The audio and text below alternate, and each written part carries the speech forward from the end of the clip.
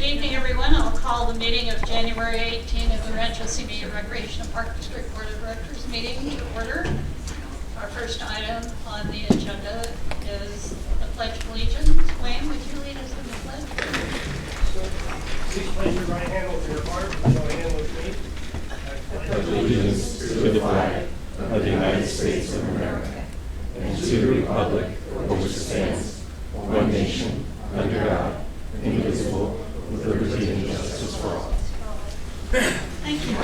Chair, if I could, I hate to interrupt, and I noticed that Director Gray is planning on attending via Zoom, and he's not quite on yet, so we may want to just pause. Director Gray is not logged into Zoom yet, Okay. so we might want to pause for a minute and give him the opportunity to get connected. There he is. Okay, I think we're And good. then we'll go to roll call. Director Avila, Here. Director Dennert, Yeah. I'm here. Director O'Brien, Here. Vice Chair Freeman, Here. Chair Gray. Here. Agenda review. Chair, just wanted to note, or Vice Chair, I wanted to note that Director Gray is the chair of the board at the present time, but he wasn't able to attend in person this evening. He is attending the meeting, and he requested that Vice Chair in person handle the presiding officer duties tonight. And then secondly, the board may want to consider moving item 7B potentially. We have folks here for the new business items. You may want to move item 7B to follow items 9A and 9B. That's at the pleasure of the board. Whatever your preference is. Is that the pleasure of the board? That's fine. Yes. Okay, thank you. We'll do that. At this time, it's for public statements on items that are not on the agenda tonight. That would be on any subject that isn't part of the agenda. Is there any comment? Thank you, Chair. Just for clarification, we'll do in-person comments first, and then if there's any public comment on Zoom, we will move to public comment via Zoom. So we'll do in-person comments first. If you would like to speak, please step to the podium, or the chair will call you to the podium, and then press the red button and speak into the mic. And is there anyone on Zoom who is on for any item which is not on our agenda tonight? Yes, ma'am. Miguel Enciso. Chair, I think we want to start with in-person. Oh, No, there's no one here. have to. Okay. I don't think there was anyone. Okay, thank you. Sorry, there's one lady. Oh, there's one. Oh, where's the letter card? Oh, Is it? Not on the agenda, so if it's softball, we'll call on that. Oh, It's in a the different- next part? Yeah. Yeah, I think they're all here on items that are on the agenda. My apologies. So, sir, you're regarding an item that is not on the agenda? Yes, ma'am. Okay, your turn. Thank you. Good evening, and thank you for letting me speak. My name is Miguel Enciso, and I live in Agoura Hills, California. But I have been associated with the Oak Park Pickleball Program for over 5 years, first as a player, then as a teacher for RSRPD, as well as the United States Pickleball Association's ambassador for the Oak Park area. I'm here tonight. I'm sorry, sir. Can you hang on and take this item when it comes up on the agenda? No, This is only for items that are not on the agenda. I think he's speaking to a different pickleball item, not the Oh, fees. I think okay. it's a Is there different. something we can do about the volume? Is it too low? Too low, I can't, Yeah. I'm having trouble hearing. Just give us a second. No worries. Go ahead, I'm sorry. 1 minute, Miguel. Let's get the volume right. Thank you, Dan. And Dan, if you don't mind, I'd like to start over again, if that's a possibility. Yeah, Miguel, just for clarification, there's an item on pickleball tournament fees later on the agenda. So if you're not speaking to pickleball tournament fees, you would speak now. If you're speaking about that issue, it would be later in the meeting. No, sir, I'm not speaking about the tournament fees. Okay, thank you. So, but is the volume okay, guys? And you let me know if I may start. Right now. Thank you. Again, good evening, and thank you for letting me speak. My name is Miguel Enciso. I live in Agoura Hills, but I have been associated with the Oak Park Pickleball Program for over 5 years, first as a player, then as a teacher for RSRPD, as well as the United States Pickleball Association's ambassador for the Oak Park area. I'm here tonight to ask the board to consider putting the painting of contrasting lines on the Deer Hill multi-use courts on the agenda for a future meeting. If you are not aware, our sport has exploded in popularity and some of the rules of the game have changed, but so have the recommendation for court colors. Right now we have a blue court on a lighter blue color for our boundary lines, and it is extremely difficult to differentiate our boundaries at the Deer Hill multi-use courts. I would encourage the board to simply Google what colors should you use on a pickleball court.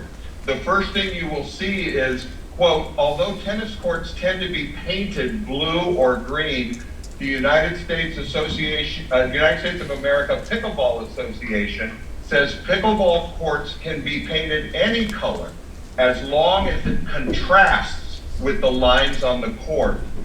There might be more people from the pickleball community on this Zoom call from the Deer Hill area that would like to speak on this issue tonight, but my goal is just to get the board to reconsider the colors of the lines and put this issue on the agenda for a future meeting and give it the consideration it deserves.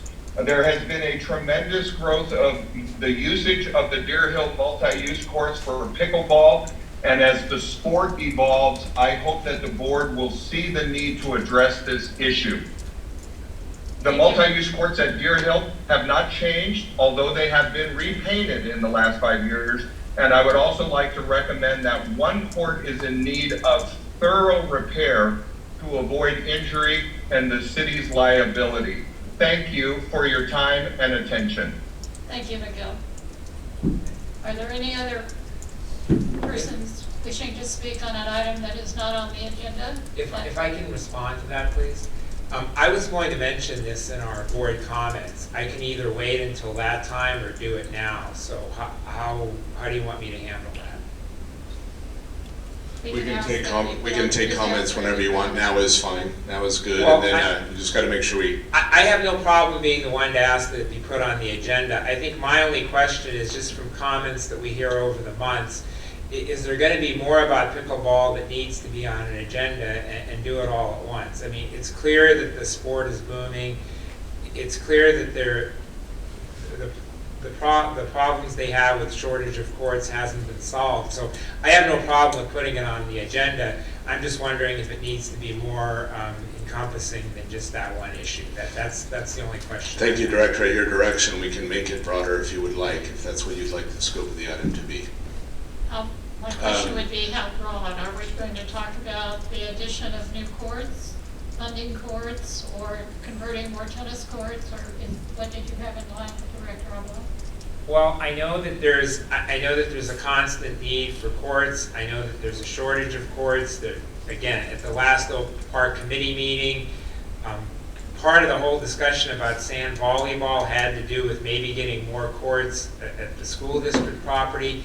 There's a lot of interrelated issues, but it all comes back to the fact that pickleball is booming and we're unable to meet the need. So that's my concern. Rather than having it come up every month with one issue at a time, do we want to do something that's more all encompassing? That's my question. I think that's probably a good idea, but at the same time, we need to recognize that our park district has more pickleball courts than any other agency, and that's one reason why there are so many tournaments, because our success has caused more play and more competition, and we're experiencing the result of our success. Right. As I stated before, what other agencies do is irrelevant to me. I want us to do the best we can. No, I wasn't comparing us with other agencies. I was saying we're far advanced, and that's why we have so many tournaments here.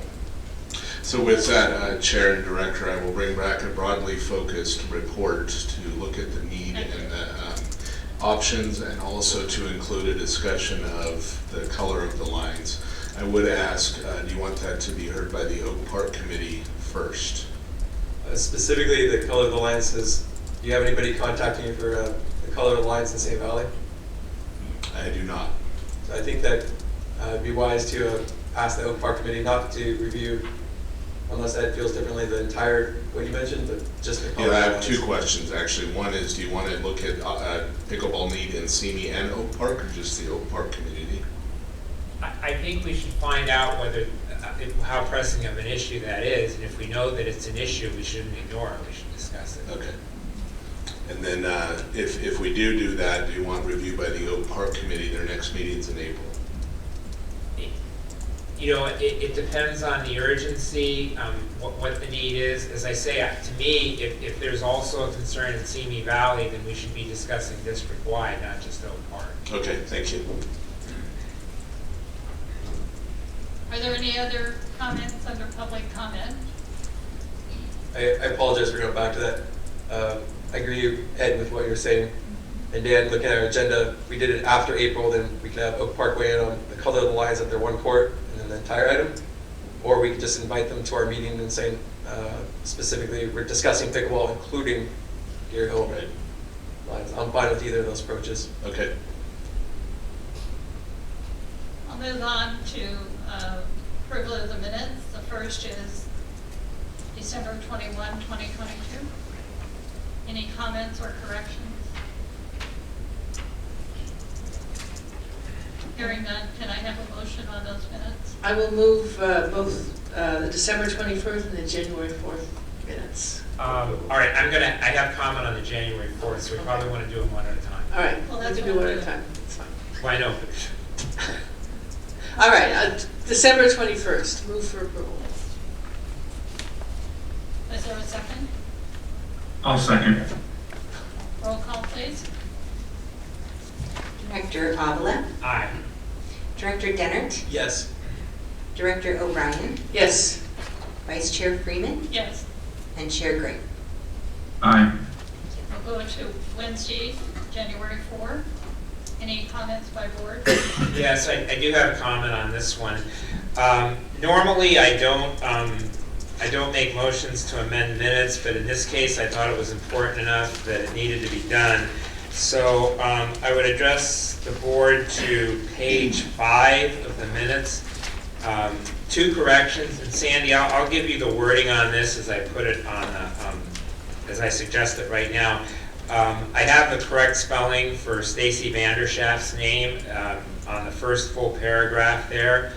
And then on the second paragraph where I make my comments, I would like to add a sentence because I did listen back to the tape of the meeting, and it's what I emphasized the most in addition to the things that are indicated in the minutes and what I think was maybe the most important thing I said the entire meeting.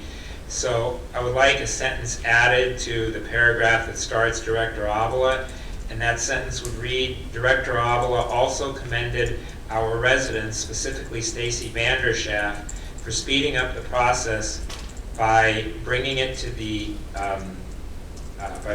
his attention. And that, of course, refers to the Arroyo Simi Greenway. And so that's what I'd ask that the wording be. I'll have the correct spelling of her name, and I have that written down for you, so I can provide that, Sandy. But that would be my motion to amend. I'll second that motion because I agree. That's what you emphasized. I have one correction. Did you have any comments? I had no corrections. On item D, under director comments,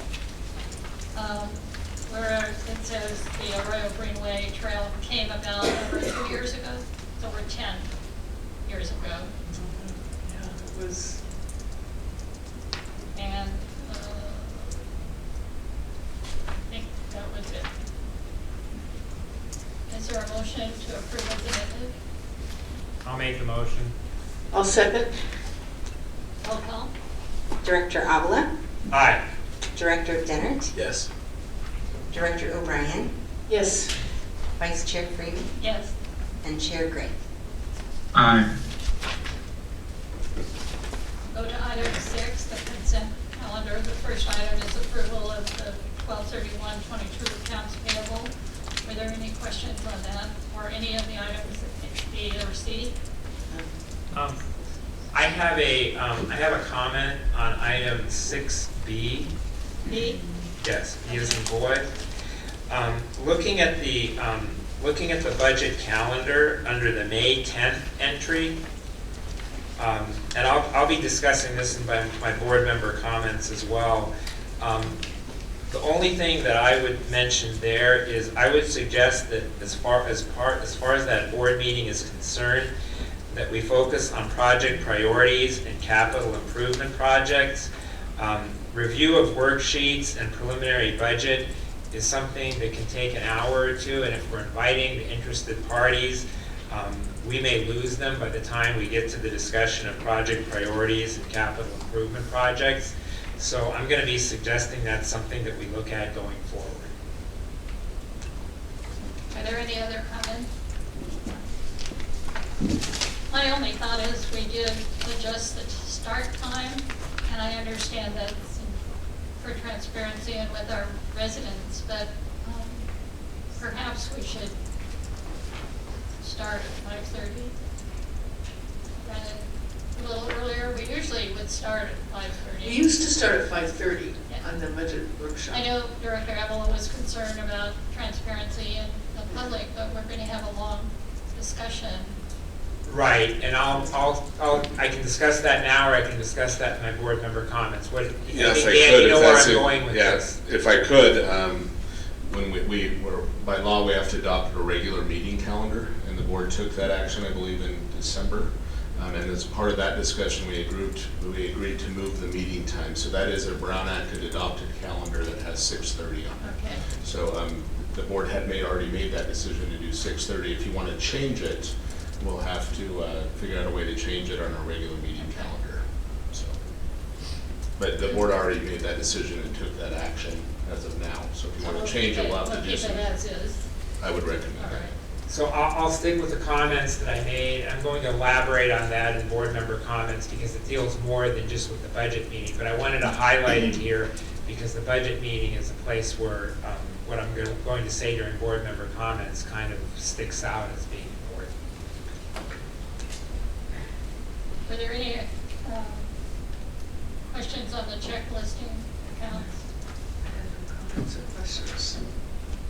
I had, if no one else had, I had a question. On the California Conservation Corps, we pay them $24,984. How do we determine the value of that? Is that hourly rate or, I mean, If they're I doing could, I'll work ask that we would Director. have to hire out or contract out? Actually, Vice Chair Freeman, that's a very good question. No, we pay them hourly. They get just about $16 an hour per man. Okay. And they bring out a crew of about 15 of them with all their own equipment. Is that minimum wage or how is that? I don't know, it's not minimum wage. Minimum wage right now is $15.50 an hour. I Okay, believe. so it's quite a savings for us. Yes. At that rate. It's one of the organizations we can use without going out to public bid. California Conservation Corps, state of California training opportunity for kids. Thank you. We probably want to stay up for this too. On check number 102374, which is new placement play equipment for $16,000. Was that in Oak Park or what was that? It's not on here. Replacement play equipment, $16,838. Community too. That one is Oak Park. Oak Park, okay. Yeah, it's Indian Springs Park. Thank you. And then this one's for Dan. If you'll explain to me what LAIF is, banking, it's 1227, it's check number 12-212, So, for $7,600,000. yeah, LAIF is the Local Agency Investment Fund, and What? it's the Local Agency Investment Fund. Okay. And it's a fund, statewide fund where we park our money and we get interest earnings So on our it's an funds. investment fund, it wasn't an expense. Correct. So what happened was we received our property tax in December. And then what we do is we receive that at the district and then we invest it in, we transfer it and invest it in the LAIF fund. Thank you.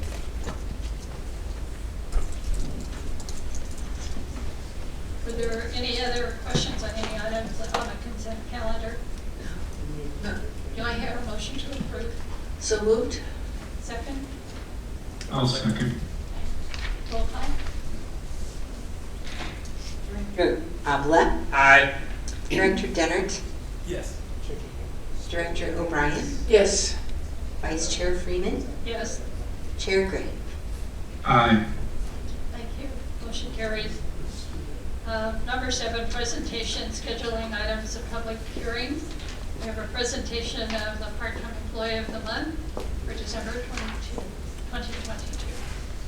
Thank you, Chair. Teresa Pennington, the district's Director of Administration, will provide staff's report. Honorable Chair and members of the board, I'm pleased to present this award this evening, and I believe Sal was going to join us via Zoom from the Oak Park Community Center, so hopefully he's on, and welcome Sal. The part-time employee of the month for December 2022 is Salvador Sal Casillas. He's a maintenance worker at the Oak Park Community Center. He's worked for the district for 5 months, and this is his first Employee of the Month award. The person who nominated Salvador stated, Sal has displayed exemplary service to the Oak Park Community Center in the 5 months he's worked for the district. Sal's an easygoing employee who's a pleasure to work with. He completes all tasks with ease and a smile. Sal works efficiently to make sure the job gets done, and he really cares about the appearance of the facility. When the exterior lights were not working, Sal asked to set up temporary lighting for the late night yoga classes so the members could get downstairs to the parking lot safely. Sal has cleaned out the storage shed, the dumpster area, and did an extensive cleanup after a couple of more difficult rentals. He takes on assignments without complaint and does an outstanding job. His hard work and efforts are deserving of the acknowledgement of the Employee of the Month award. So congratulations, Sal.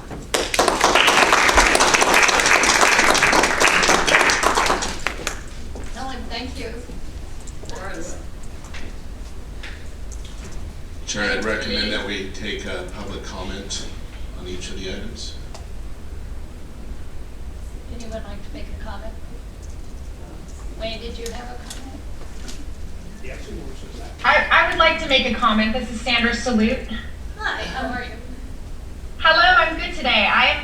I'm Sal's supervisor, and I just wanted to congratulate him, and I'm just really thrilled to have him on our team. He brings so much positivity and just joy to the team, just his personality, let alone he's a fantastic worker and a great team player. So I'm honored to have him on, our team in Oak Park, and I'm just happy for him that he got this award this month. So thank you. Thank you. Are there other comments?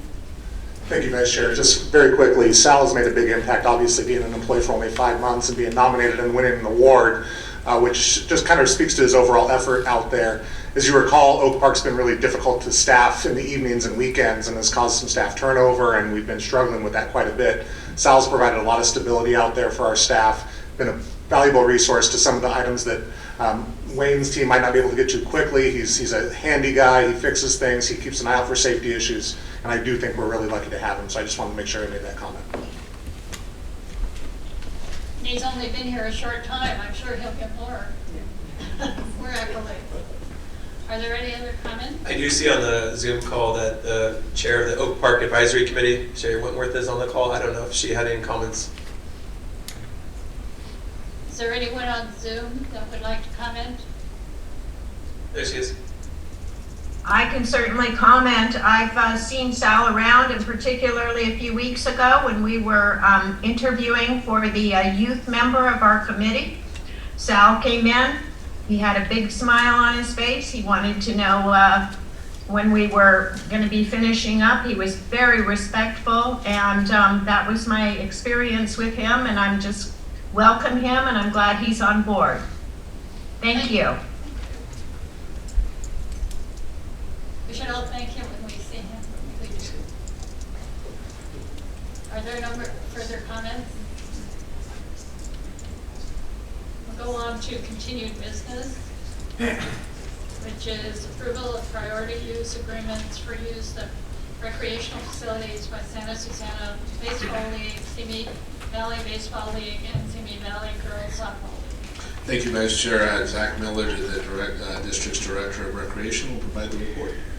Good evening, Vice Chair Freeman and members of the board. Tonight's item is to review and consider the approval of the 3 priority use field agreements for 3 of our sports leagues in Simi Valley.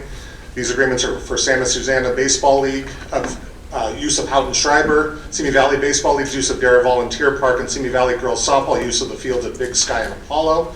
On December 7th, the board asked staff to get further input on the leagues regarding their feelings towards this item and these proposed increases. Since the December 7th meeting, staff has communicated with all 3 league contacts, informing them of this item and asking for their feedback. Consensus was the leagues understood the need to consider raising fees and why we would bring this item to the board, but obviously would prefer the lowest rate that the board could afford and allow for. In your packets tonight are the renewal permits for the 3 organizations. As you recall, no increase to the 2022 annual fee of $1,400 was implemented in 2021 due to COVID. And tonight, staff's recommended the board just provide us direction on suggested fees for each group that uses the fields in Simi Valley. Staff would also recommend approval of these 3 priority use agreements and to authorize the district manager to execute the agreements on behalf of the district. And that concludes my report. I'm happy to answer any questions. Thank you. Are there any questions by the board to staff? I do. So I've spoken today to the president of the Simi Valley Girls Softball, who I'm not sure I see on the Zoom call, and to the president of Simi Valley Baseball League, who I believe I do see. I just wanted to ask, you've had discussions with them, right, Zach?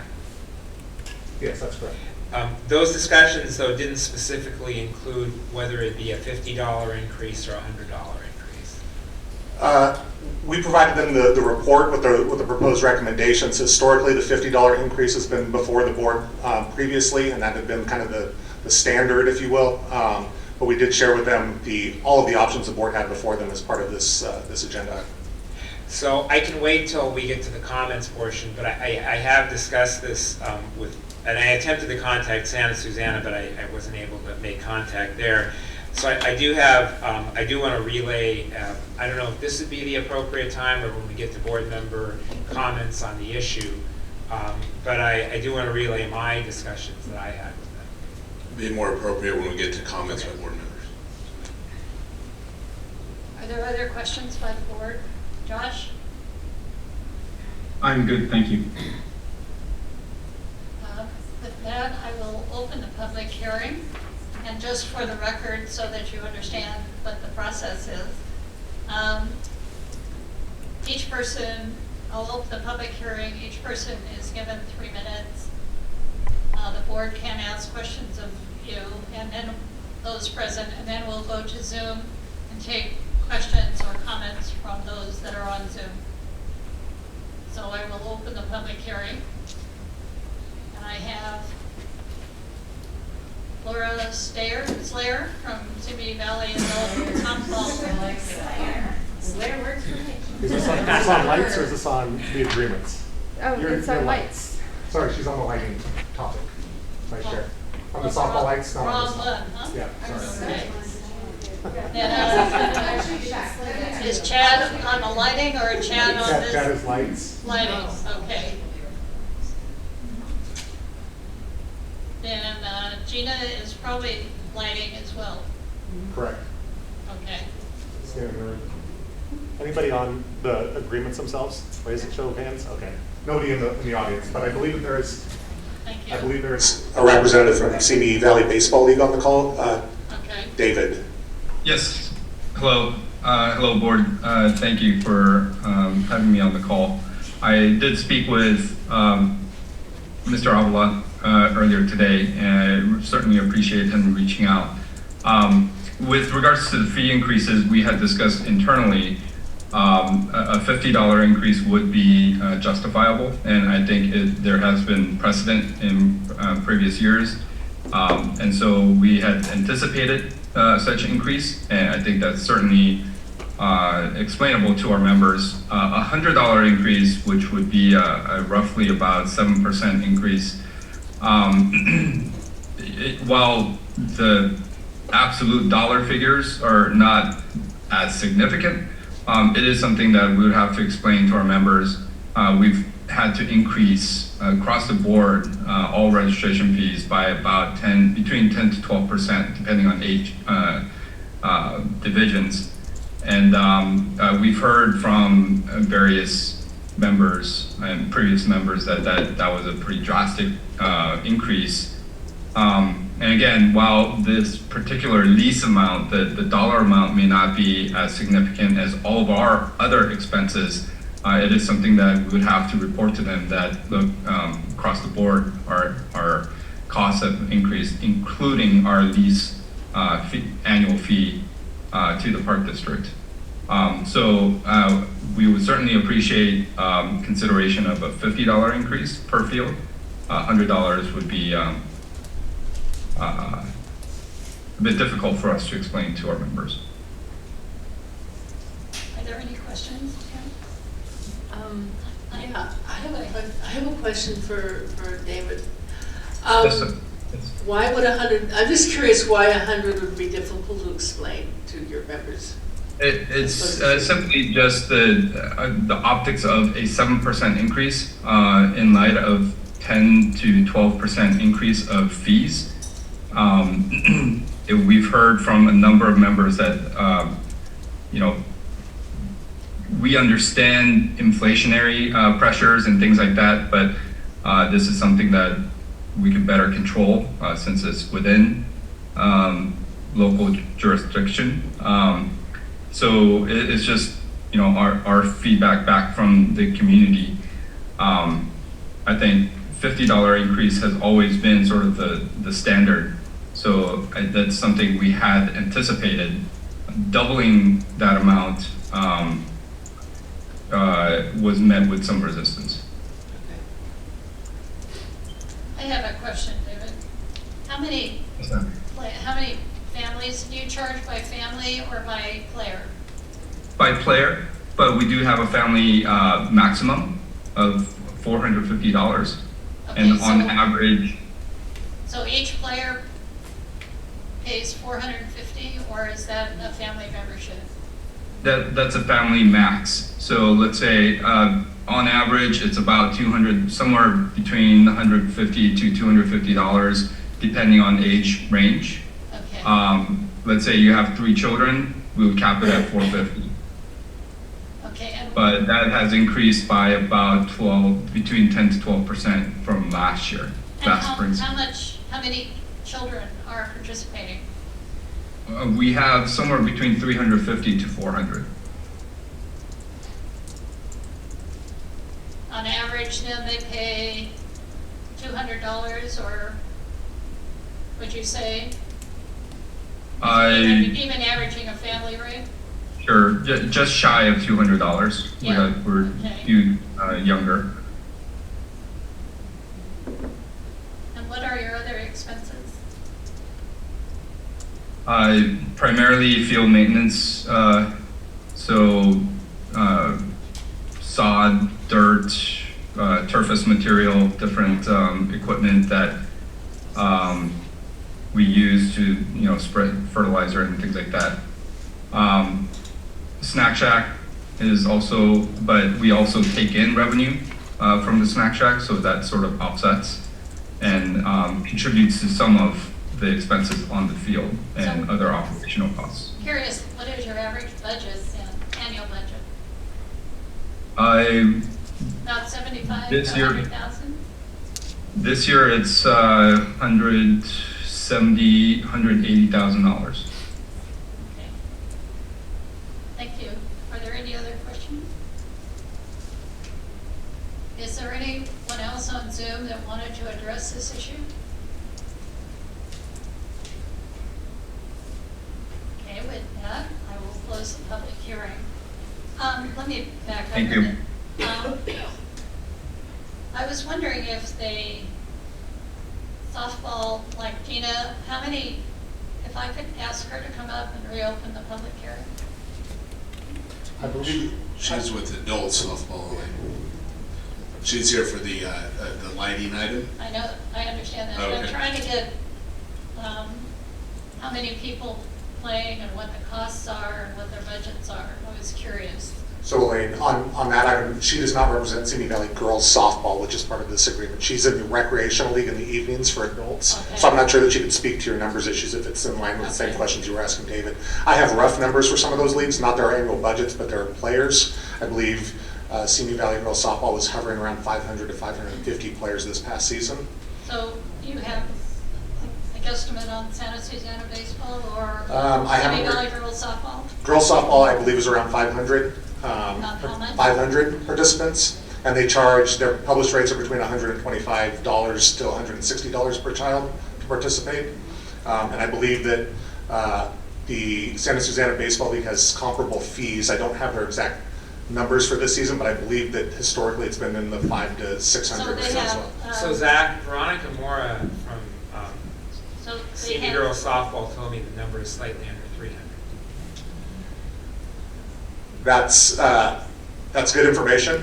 We try to get this information from the leagues regularly. It is very difficult. I think the leagues don't know this information a lot of the time going into the seasons, so and we allocate fields based on the number of participants, so this is an ongoing struggle with the leagues to try to get their registration in on time to allocate the proper amount of fields to them. Girls softball is one example where we have removed some fields from their priority use agreement at Apollo due to the fact that their registration has been kind of on a downward decline. That being said, all the leagues have suggested to me that their participation is on the rise again post-COVID. I just haven't gotten the most recent spring numbers for some of their leagues. so you said girls softball has 500, let's say $100, so they have a $50,000 budget minimum. Minimum, correct. Thank you. I think, Chair, the more accurate number to use is the number that Ed got from Veronica. It's 300, not 500. Correct. My point in this conversation is it's pertinent to our decision on what we will charge for the fields and what their budget is and how it impacts their budget. And I wanted to make sure that I understood their financial side. Thank you. I will close the public hearing and we'll direct discussion to the board. The numbers we got, it's like when, the total budget of this one, it's like our field fee is such a minor amount of the budget, it's less than 1%, even with the increase. It doesn't seem like it should impact their budget that much. Did anyone else have any opinion on that? Is basically what I And you're recommending what amount? I'm recommending the full $100 increase, and the reason I am is because that even with the increase, our field fee seems like a very minor part of their budget. It doesn't really look to me like it's less than 1% of their budget, unless I did some math here. Yeah, Chair, if I could note, I just wanted to note to make sure we're talking the same numbers. These leagues have multiple fields, so the cost is per field. Okay. So it would be 14, whatever the fee is, time the number of fields. Times the number. And then that would be Okay. the percentage of, say, their total budget. I'm glad I brought that up because I didn't know that. I thought it was just a one. Okay. So if they had like 10 fields, it'd be 15,000. Yeah, That's the exactly. total Can you budget. go through It's real gonna quickly be how many a lot fields more. each league has under the agreement? Yes, I can. That would be helpful information, actually. The Santa Susana Baseball League at Houghton Schreiber has 4 fields. Or The Dare Volunteer Park of Simi Valley Baseball League is 4 fields. And Big Sky is 4 fields. everybody has 4 fields. Under this set of agreements, correct, and Okay. at their current allocation, yes. Okay, so if budget, what did he say the budget was, 80,000, so 6,000, let me just figure out what we're looking at, with the increased fees, the total fee for the fields would be 6,000, which is like 7%. Okay, all right, thank you. I didn't know, I just needed that information. So if they have 4 fields, Yeah. it's $400 for a year. Yeah. It's, divided by 12 is what, is how much? Director Gray, did you have comments? $25 a month. I I'm between $50 and $100. I think a continued,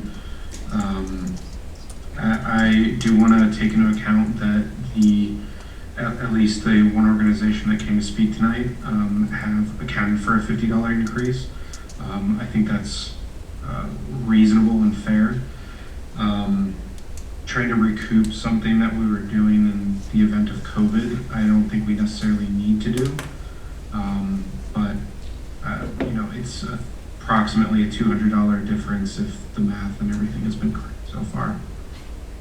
So I think $100 isn't unreasonable. I want to support youth sports, but I think we are still supporting it. So option number 2 isn't unreasonable, but I also haven't heard from the other 2 organizations if they can budget and account for the difference. Thank you. Okay. Dr. Denner? Dan, can you just check our math for us? What's the total difference to the district's budget between option number 1 and option number 2? So each field would be $50 and there's 12 fields. So the difference between 50 and 100 is $50. So it's 12 times 50, which is $600. I'm good with option number 1. And my thought is it's already hard enough to raise a family in St. Valley. It's getting more expensive. The deal's not getting better. When I moved to St. Valley, there's not a lot to do, but it's a great place to raise a family now. There needs to be more to do, and it's really expensive here. So the difference between the 2 is a minor part of our budget and, as you said, their budget. So I'm good with option number 1. I do appreciate that we are increasing the fees, though, because if we don't now, then eventually we'll just have to do it dramatically if we got in trouble with the budget. So I'd rather do it gradually than all at once. So I'm good with option number 1. I can live with option number 1. I just wanted to get a picture of Are you what going to give me a chance? No, I was. Okay. All right, thanks. All right, so for me, this whole argument that it's only this, $100 is only a little more than $50 considering the league budget, that just falls on deaf ears. If you start telling an organization that has different costs, well, it's just a little bit here, and then somewhere else it's a little bit, it starts adding up, and it's not a realistic way of looking at things.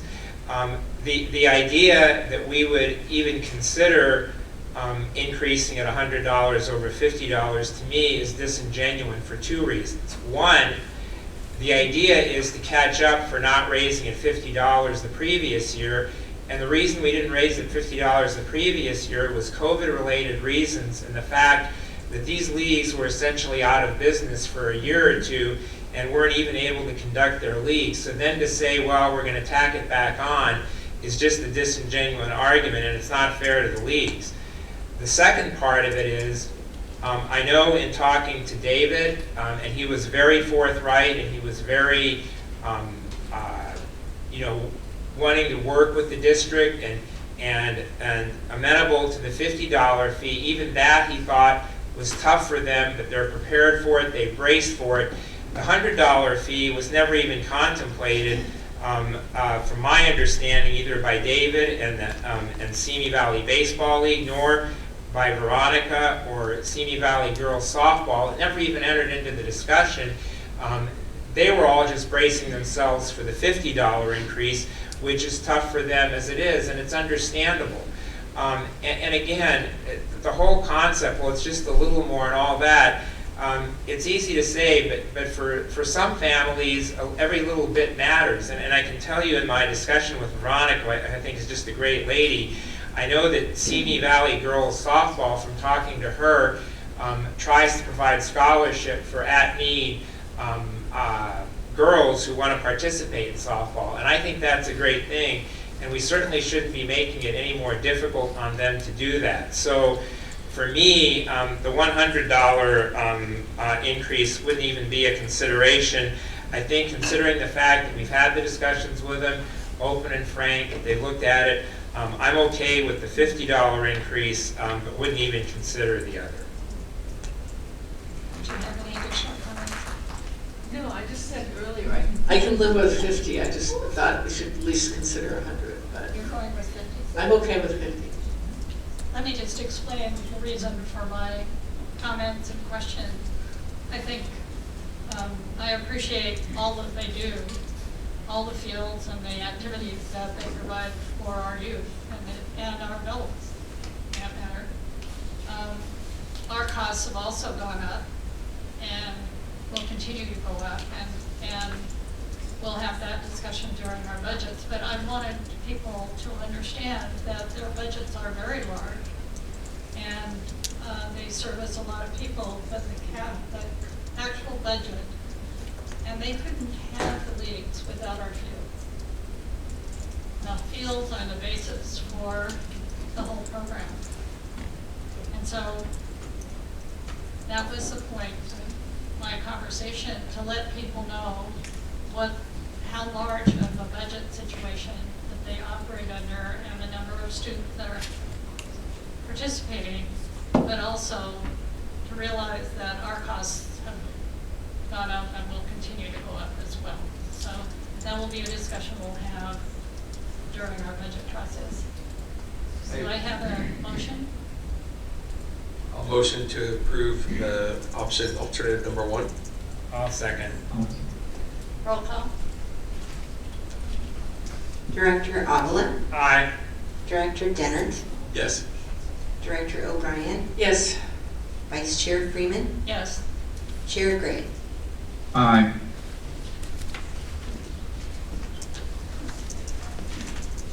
Our next item on the agenda is review of pickleball field, review and discussion regarding the conversion of the Park District's athletic field lighting system. Thank you, Chair. The district's Director of Planning and Maintenance will provide staff's report. Can you hear me? Chair Friedman, members of the board. During its meeting on October 2nd, 2022, the board heard public statements regarding the quality of the Park District's athletic field lighting systems, primarily dealing with the softball fields at Rancho Santa Susana Community Park and Rancho Simi Community Park. Currently, the Park District uses 3 types of athletic field lighting systems: metal halide, high-pressure sodium, and more recently, one LED system at Rancho Simi Community Park for the soccer field. The general description of these types of lighting systems are part of your staff report. I'm not going to reread those portions of the report. While there are many retailers on the internet that discount LED lighting for athletic field lighting systems, most of these are not UL listed under Ryder Laboratory, so they're not tested within the United States, or are supported by US-based companies for replacement parts and servicing. Provided in the staff report, I have 2 matrices separating the Park District's athletic fields into 2 separate categories: softball fields and soccer fields. These matrices list the park sites, number of fields, type of lighting systems, total number of fixtures, and the estimated conversion cost to LED. For general purposes of discussion, staff has conservatively estimated the conversion for each softball field at $150,000 and each soccer field at $160,000. This is under the assumption that the existing light poles can be reused for construction. The exception would be Rancho Simi Community Park, where the estimated turnkey price quote was obtained from Musco Lighting. This price quote includes new poles, lightings, and electrical control systems, and it's primarily since the outfield ball field lights are actually in the field of play. We need to get them out for safety purposes.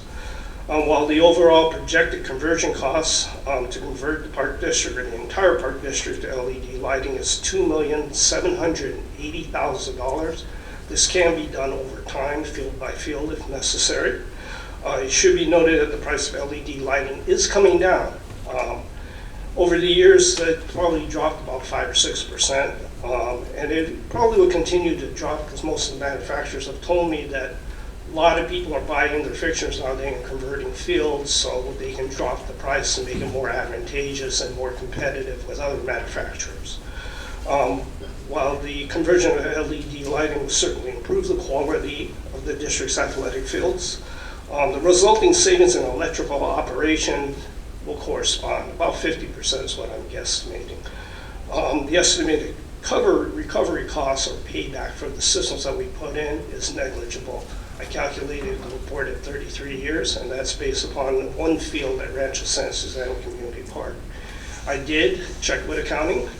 To double check my numbers, based upon that $9,000 estimate I use per year, that's per field usage, dividing that by 150 days ends up to be $60 a night, 3 hours average burn time, brings down the cost of $20 an hour. If we add $1.45 for the tax, which they always do, and $3 maintenance fee, it brings us up to $24.45 per hour per field is what we're burning out there.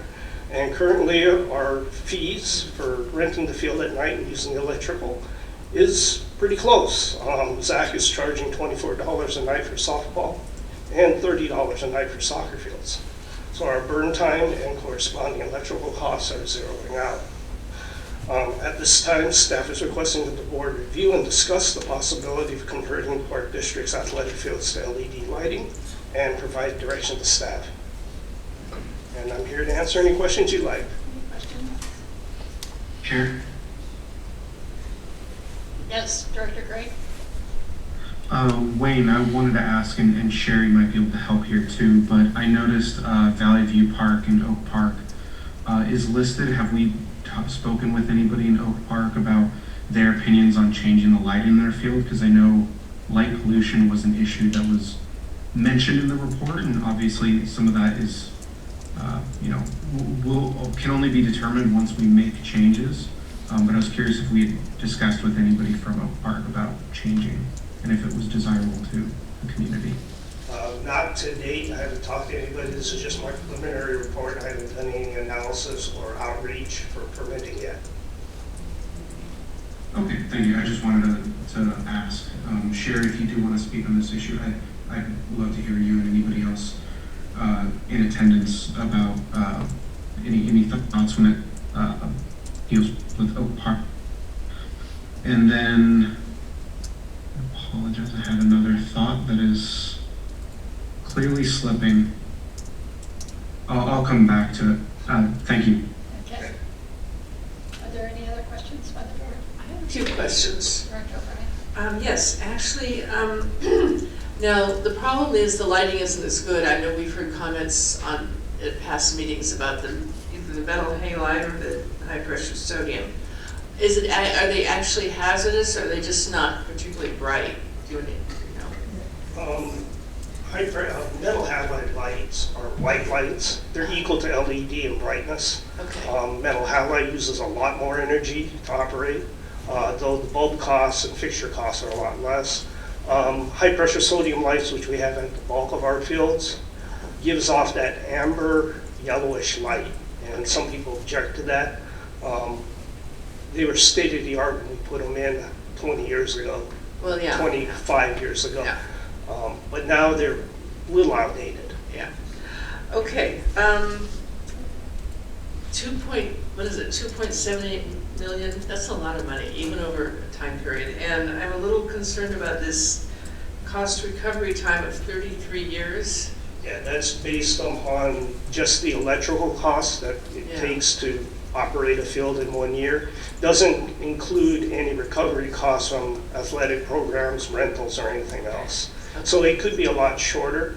Or if Zach had twice as many teams, that amount would double and reduce the time, payback time. Yeah. The thing is, anything longer than, like, I don't know, maybe 15 or 20 years, there's going to be some newfangled light out there that board at that time is going to want to implement. And then that's going to be another 2.78 million, and then will be another cost. You see, we'll never really be reaping the benefits. That's what concerns me about a long cost recovery. Even if it was half 30 or 33, it would still be kind of long, and it would concern me that we never really reap the benefits of cost recovery, because we'd be replacing the lights by then with some new thing that was invented and revolutionized. Like, if you see what I mean. That is correct. Yeah, that's the thing that worries me. If the lights last 20 years, we're doing real good. Yeah. At that time, technology is going to change. Maybe they'll have a solar-powered athletic field light at that time. Which brings me to my next question. Have we looked into solar lights at all? Solar lights are great for the Park District. I've looked into this numerous times over the years. Yeah. For our buildings, because we run daytime electrical power. Putting electrical panels out in the park sites themselves require battery storage to use the power at night. That's right, okay. And those panels are susceptible to vandalism. That's true, okay. All right. Chair, if I could, I have a question of Wayne. Wayne, is there any time frame that, or is there any risk when they will no longer make either the bulbs or the parts associated with the HPS or the MH system? I don't believe in my lifetime. The bulbs for high pressure sodium are going to be around for a long time. So is metal halide. LA City uses a lot of metal halide bulbs. These bulbs are not actually small. It's going to bring one in for you. It's about the size of a big watermelon. The high pressure sodium bulbs, about the size of a zucchini. They're not that big. All right, thank you. All right. Are there any other additional questions? Staff? If we decided tonight to pursue this in any way, would we need permits for switching the lights at any of the parks? I'm imagining some of the parks are positioned where there's not homes too close, but you never know. When we're changing the lighting between high pressure sodium and LED, we would certainly have to get permits from the governing authorities, either County of Ventura or the City of Simi Valley. Have to go through the Planning Commission because the amount of reflective light is a lot. Changes the atmosphere of neighborhoods. And then I see the existing lighted softball and soccer fields, and I see the numbers for them. But isn't any of that already accounted for in our redesign of that park? So I'm looking at Rancho San Suzanne Community Park Phase 2. Is that already budgeted in our plans for the park? No, it's not. These are just the existing fields. It does not count for the newer fields that you're planning as part of the Phase 4 project. So Wayne, if I could clarify, so the project at Rancho Santa Sue, there's no lights on those soccer fields now, so when we do that project, we do plan to put in the new LED lights. But the lights in the same park are not budgeted for, accounted for in that project. What you are going to have though is once those soccer fields are built, you will have an inconsistency in the lights between the soccer fields and the softball fields in the same park. Any other questions? I have one more. Wayne, looking at existing lighted softball fields, I think it's in there because of the current light fixture. But why is there such a difference between Rancho San Susana Phase 1 and Rancho Simi Community Park? Rancho Simi Community Park is a completely turnkey project. I need to replace the poles, the control systems, and the fixtures. What I did is got Musco Lighting, who does everything. They come in and give us one big package, lump sum, which is a cost of $300,000 per field. Rancho San Susana, I'm assuming that we're going to be able to reuse the poles out there and the electrical control system, so we're only swapping out fixtures. I don't have any more questions. So, just to clarify, when you change the bulbs, you have to rewire them in any way? All it is if I'm correct and we can do it my way, I take the entire fixture off the pole, put a new one on, and the wires are already there. I mean, there's no other process that has to? No, unless the voltage changes between, I don't know, 55 and 70 hertz or something, and I have to change out the transformers. No, Okay. I think I'm in pretty good shape. So there shouldn't be any trickle-down costs? No, I hope not. And I know Ed has some questions about my cost. I'm good. Oh, thank you. I've got the number. Usually I project and it comes in just a little higher than what the estimate is for each project. Thank you. Before we go to public comment, something that I'm looking for in feedback is this would be a very large project with a large budget to it. And if it's something that the community says that we really need, are they willing to help pay for it with fees? And I'm not describing the size of fees or anything, but like how big of a priority is it? Is it a need or a want? And if it's a need, that would lend me to think higher budget priority. If it's a want, then that might be different too. And then the other thing is I'd like to know is, would we actually get more people playing softball? And I don't mean just call people that don't like the lights, but would we host tournaments, like more tournaments? I would like to know about that. But that's it for me. Thank you. Anything else? And then I'll open the public hearing. I have 4 comment cards for speakers and 1 comment card. And we'll hear those from those that are here, and then I'll go to Zoom for those folks that are on Zoom for public comment. The first person is Sarah Devlin.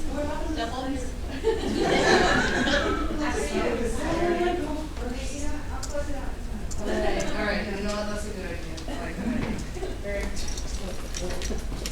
If we're doing this properly, the 4th person on the line will try to hit a grand slam, correct? Home run, right here. That's me. Hi, I'm Sarah Sevens. I'm not really sure how to open this because I'm not used to doing that. But thank you for your time, and especially considering moving the Rancho Simi lights outside of the field line, the outfield. That was huge. I read that in your agenda, and I thought that was a really big deal. I've seen people run into it. All of us have seen people run into them and probably got knocked out cold at some point. So there's one hazardous condition to bring up. Also, people that have had their jaw wired shut for 6 months because a ball was thrown to first and you can't see it. And it's the runner. The person that is supposed to catch it can't see it. You also have a team, literally a team name, on the Women's League that is called It's the Lights. That is their team name. I do have a couple questions. This is a public works project, right? So will there be a project labor agreement? I'm sorry? Will there be a project labor agreement for this project if it were to happen? We go to bid. This will be a publicly bidded project that will comply with all state regulations regarding labor. Right, so not necessarily union is You're my correct. question, I guess. I'll have Wayne answer that question if he knows.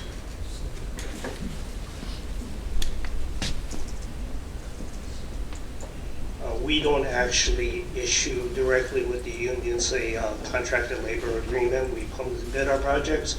All the prevailing wages and everything are checked through the Department of Industrial Relations. We do not run our own, what do you call it? There's a special name for the program. That they're registered with the Monitoring state. program. They have to be registered with the state, right? Yes. I appreciate that. I was here. Thank you. And maybe he should have stayed up here. My second, there's 3 questions. The second question was the phases can be changed, correct? Sorry. Is the chair okay with the question and answers going on now? I think it answers a lot of things. I forgot what the basic question was. Changing the fields around is at the discretion of the board. We can do whatever fields they like, in what order they like. Right, so it doesn't need to be softball or... No. Okay, thank you.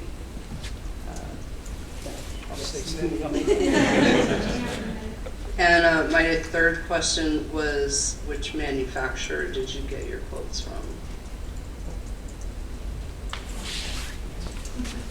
I'll sneak back. One was from Busco Lighting, which everybody knows, and the other one was Gigaterra. Gigaterra is the LED lights that we use for the Rancho Simi tennis courts. Thank you. Okay, so we can all agree that at least the amount of the estimate could change dramatically. And I think that your payoff in the end would be exactly that, a payoff, whether it takes 20 or 30 years. But I think that these numbers are super high. And I also wanted to suggest that even if we can't replace the lights, or if we can't do it right now, that they be raised. But I don't know if there's a city height limit, because right now they are so low that they're pointed in a direction that's hazardous for all the players. So I'm just waving alternatives here, or even, I don't know, changing the lenses. I don't know if that's an option. But if you raise them up, point them down more. Chair, if I could, is that at a specific location or all of the lights? lights? Specifically, Simi, Rancho Simi especially, and then also Santa Susana. Okay, thank you. Thank you very much. Do you have any? That's your last question. Thank you very much. John Valerio?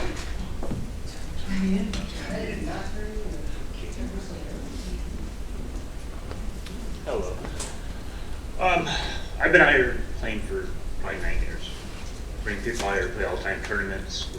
They say we have beautiful fields. Can you get closer to the mic? I bring people out here to play at nights, play tournaments. They come out here, play on the fields till nighttime comes. The lights come on, and that's the one thing they complain about. Hard to see. I play 4 or 5 nights a week.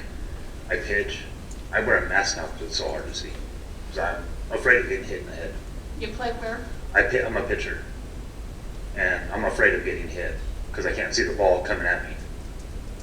So I know a lot of other pitchers are starting to do it too, and it's a hazard. People like to go out, they want to go out there and have fun, but it's also a hazard. It's dangerous. So Thank you. hopefully you guys can come to a conclusion.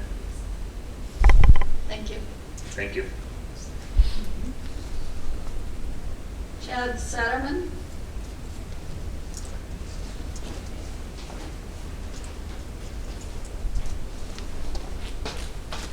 Hi, thank you for your time. Quickly to answer Dennard's concerns about bringing in more players, just like Johnny Valerio said, we had a SMAP tournament last year. I was playing in it. We had, or not even a SMAP tournament, just a co-ed tournament. A lady at first base stuck her glove out to catch the ball, got lost in the lights because of the yellow ball, yellow lights, ended up hitting her knee. She was out for the rest of the tournament. Couldn't walk off the field. She had to be helped off the field. So it was extremely dangerous. A lot of people, going back to his comment, they love the fields. It's just the lights that get us. I don't think raising the fees is going to necessarily help. I don't think our softball players are going to go for that. I would suggest maybe contacting Dan Potter and seeing if we can do like fundraiser tournaments throughout the year. I think if softball players know that it's going to go towards upgrading our lights and getting them changed out, I think more people would go for it. He runs charity tournaments all year long, whether it's to help him run. He's got one coming up February 4th and 5th that helps him cover the costs of the remaining tournaments, but he runs charity tournaments for the borderline victims and chips for kids and stuff like that, so I think that would be a good option. Duck Park, the lights are definitely, the brightness of them is fine, they're way too low. So that definitely getting raised up and pushed out of the fields is a big concern. And then I think you'd have really good solid fields at Estern as long as those get switched out to LEDs. 33 years is a long time, but I don't see having LEDs that can last a long time. I don't see that being an issue, especially when we're continuously playing softball, continuously putting money, and having tournaments. I think 33 years is something you gotta just live with if it takes that long, which I don't think it will. But that's just my opinion. Thank you. Thank you. Chad, I had a question about the ball color. I know we discussed it earlier. Yes. Would that solve your problem?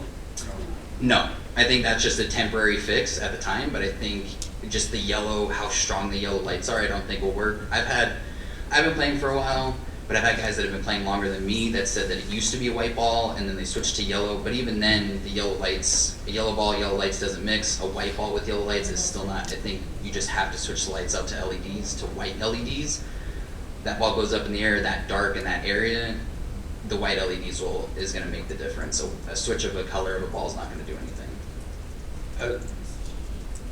So do you want to switch the ball color? Like it comes up like when you speak, you bring up the ball color. So I don't. I think if we had the yellow ball with white LEDs, it's fine. I don't think switching the ball color is going to make a difference to be like, oh yeah, this is fine, so we can leave the lights the way they are. The lights need to get switched out. One versus need, it's a need. It's not safe. It's not safe for us playing softball, people that are pitchers, runners. It's not safe for people walking around the field at night. The white LEDs just make it safer. I appreciate that. I just figured it's not the position of a board to choose the ball color that you might play with.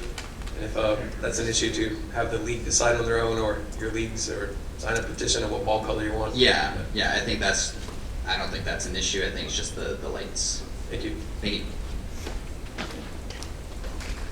Laura Steyer.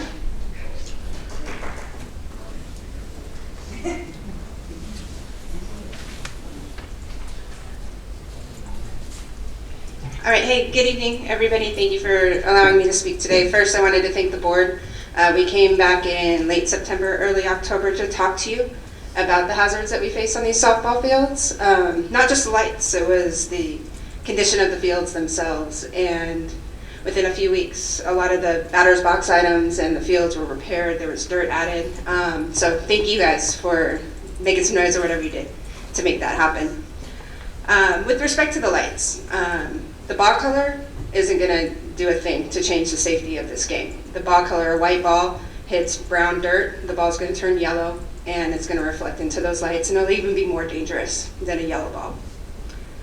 The lights are absolutely necessary. I play third base, I play shortstop, both on women's and on co-ed. That ball is coming at me at maybe 100 miles an hour.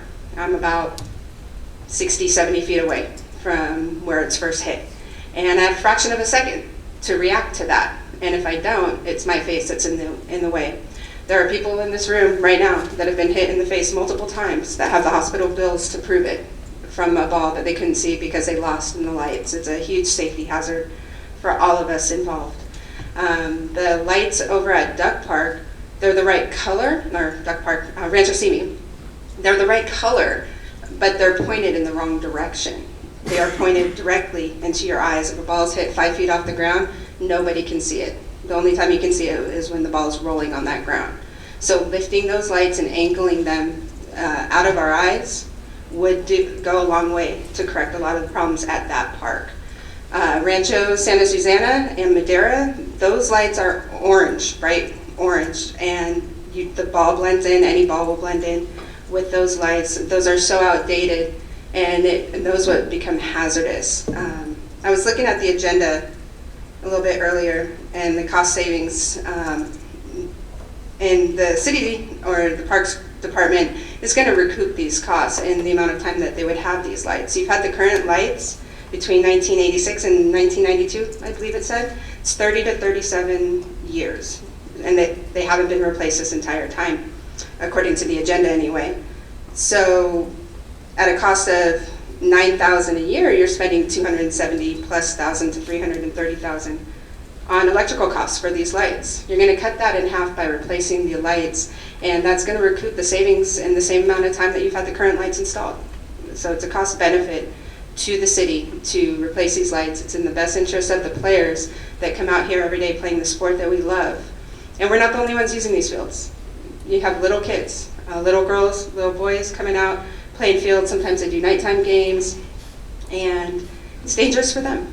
It's dangerous for them. We need to give them quality fields that they want to come play in. That's all. I have a question. Sure. I go by the Madera, the Wood Ranch field all the time. And as I'm driving, it looks like there's plenty of light and there shouldn't be a problem. You're saying there is a problem? At Madera? Yes, those lights are orange. The lights at Rancho Madera are orange. I just had a friend in the last season take a ball to the nose and eye because you couldn't see it, it blended in. So it's the color of the lights that are creating the problem. There may be enough light surrounding the area, but the color is causing the ball to blend in with it. So when the ball's hit hard enough, you can't really differentiate between the two. And that's why I comment on the color of the ball. You take a bright white ball with orange lights, you'd think it would stand out. As soon as that ball hits the dirt, it picks up the dirt particles. These balls get scuffed and dinged with the colors of the bats and everything, and they become very dirty, very brownish orange in color, and the white ball becomes more dangerous. I'm sorry, your time is up. Okay, she just asked me a question, so I was answering. All right, thank you for your consideration. Appreciate it. I have a card here from Gina coming in, and her comment is, please update softball field line at Rancho Simi softball field. Thank you. Is there anyone else in the audience that wishes to speak? Actually, can I advance speak? Is that okay?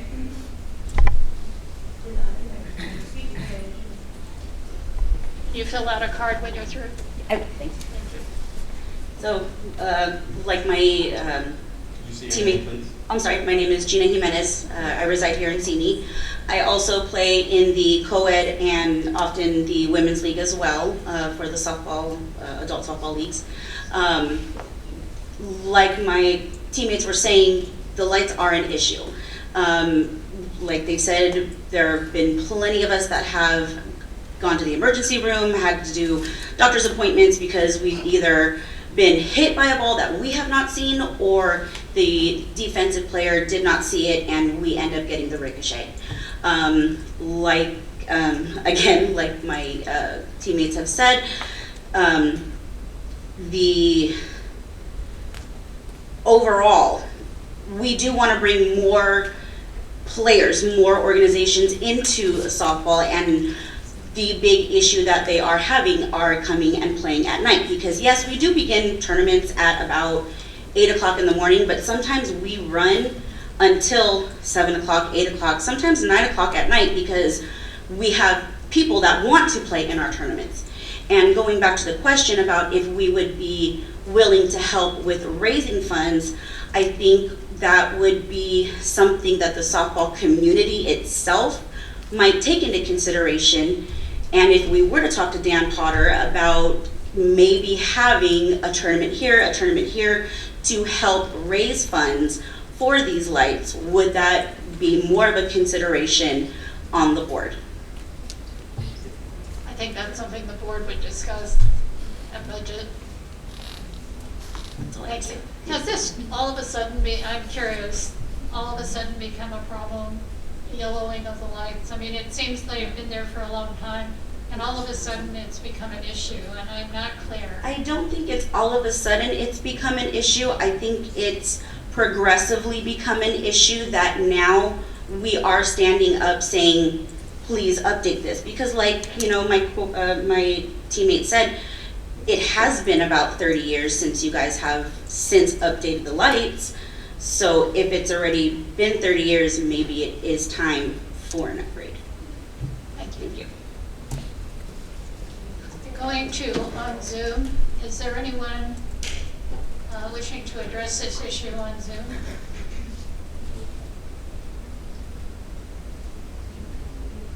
You see anyone? There might be one in person.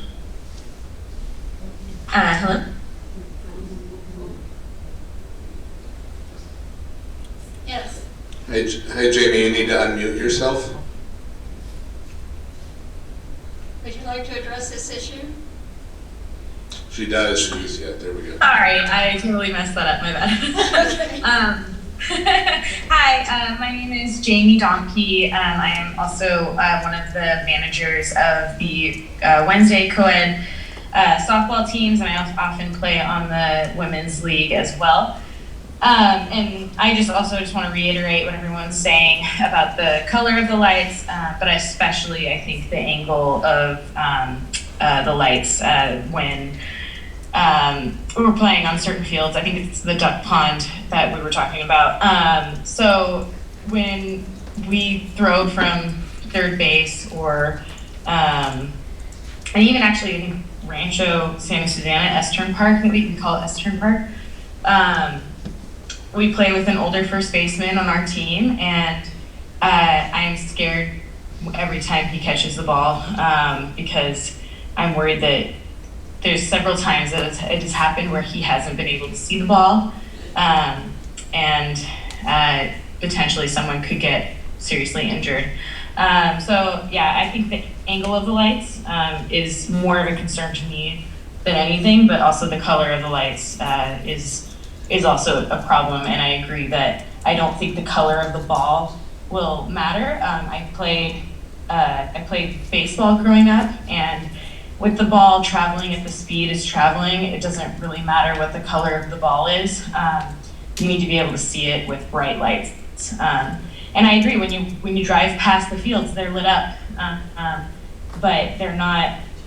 They're lit up with an orange colored light that it's just very hard when you're playing at the speed we're playing at to actually see the ball clearly. It makes it very difficult. I see.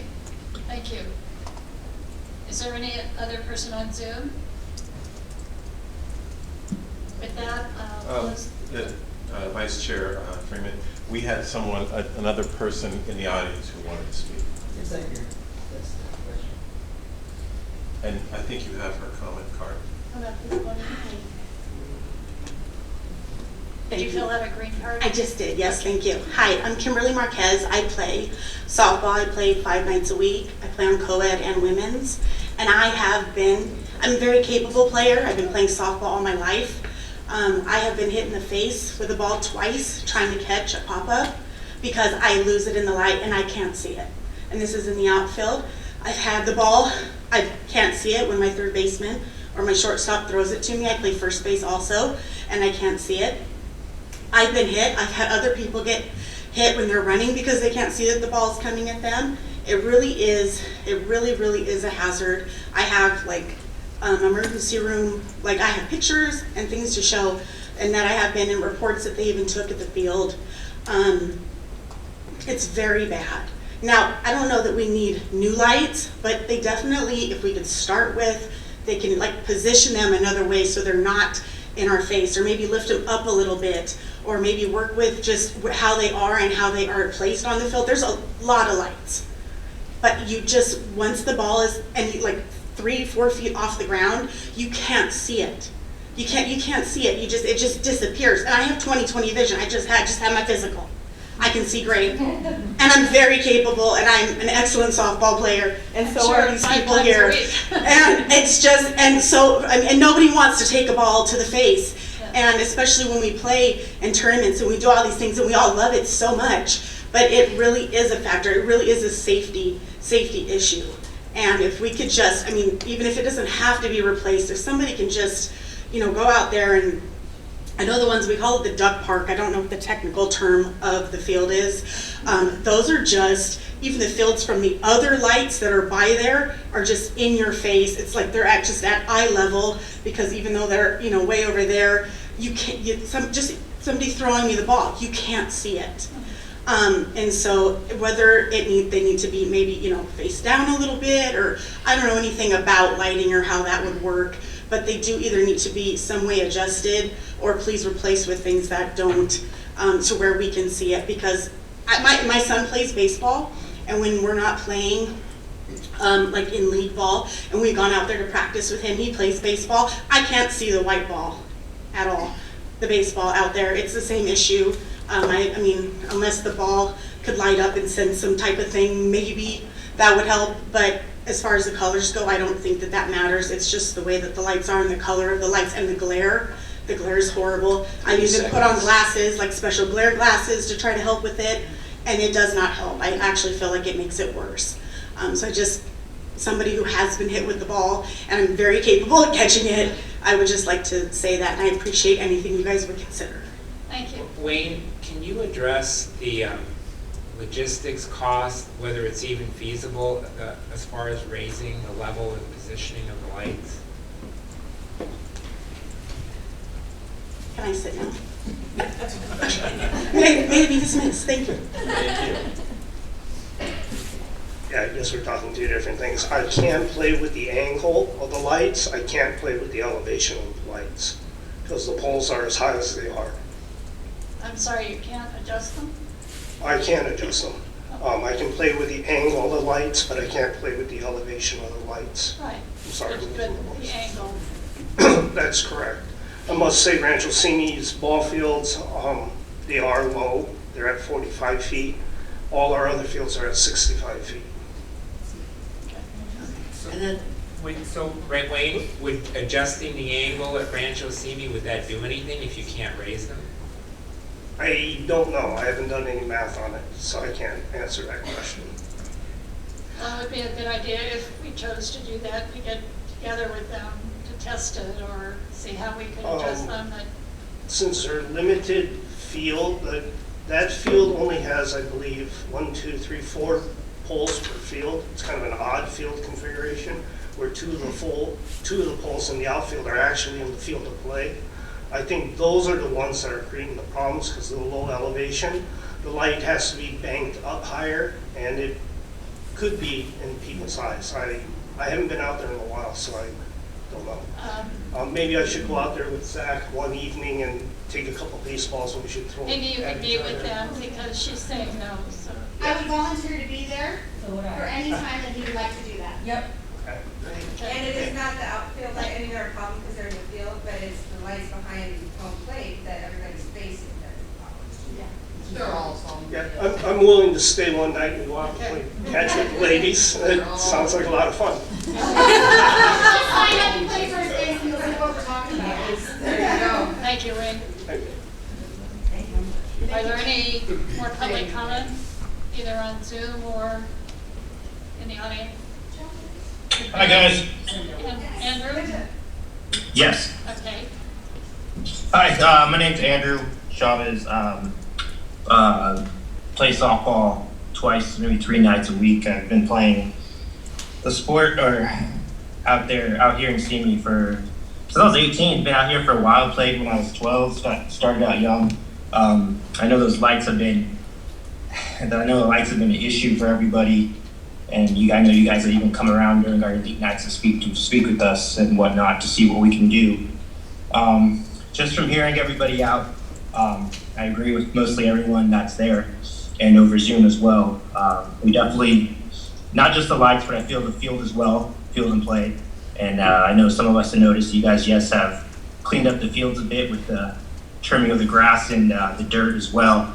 But I just think with everyone who plays softball Monday through Thursday, even the tournaments as well, I feel with the money that we put into the parks and recs, especially for softball, I feel the softball community, and I'm pretty sure everyone can agree with me, the lights is definitely one of the main issues. I don't think lowering the lights or changing the level of the lights, it's more of an issue of we just need new lights in general. And with the money that we put into the parks, I feel we can definitely get that taken care of. There's a lot of people within the softball community, even outside of Simi, that come in from out of town to play as well.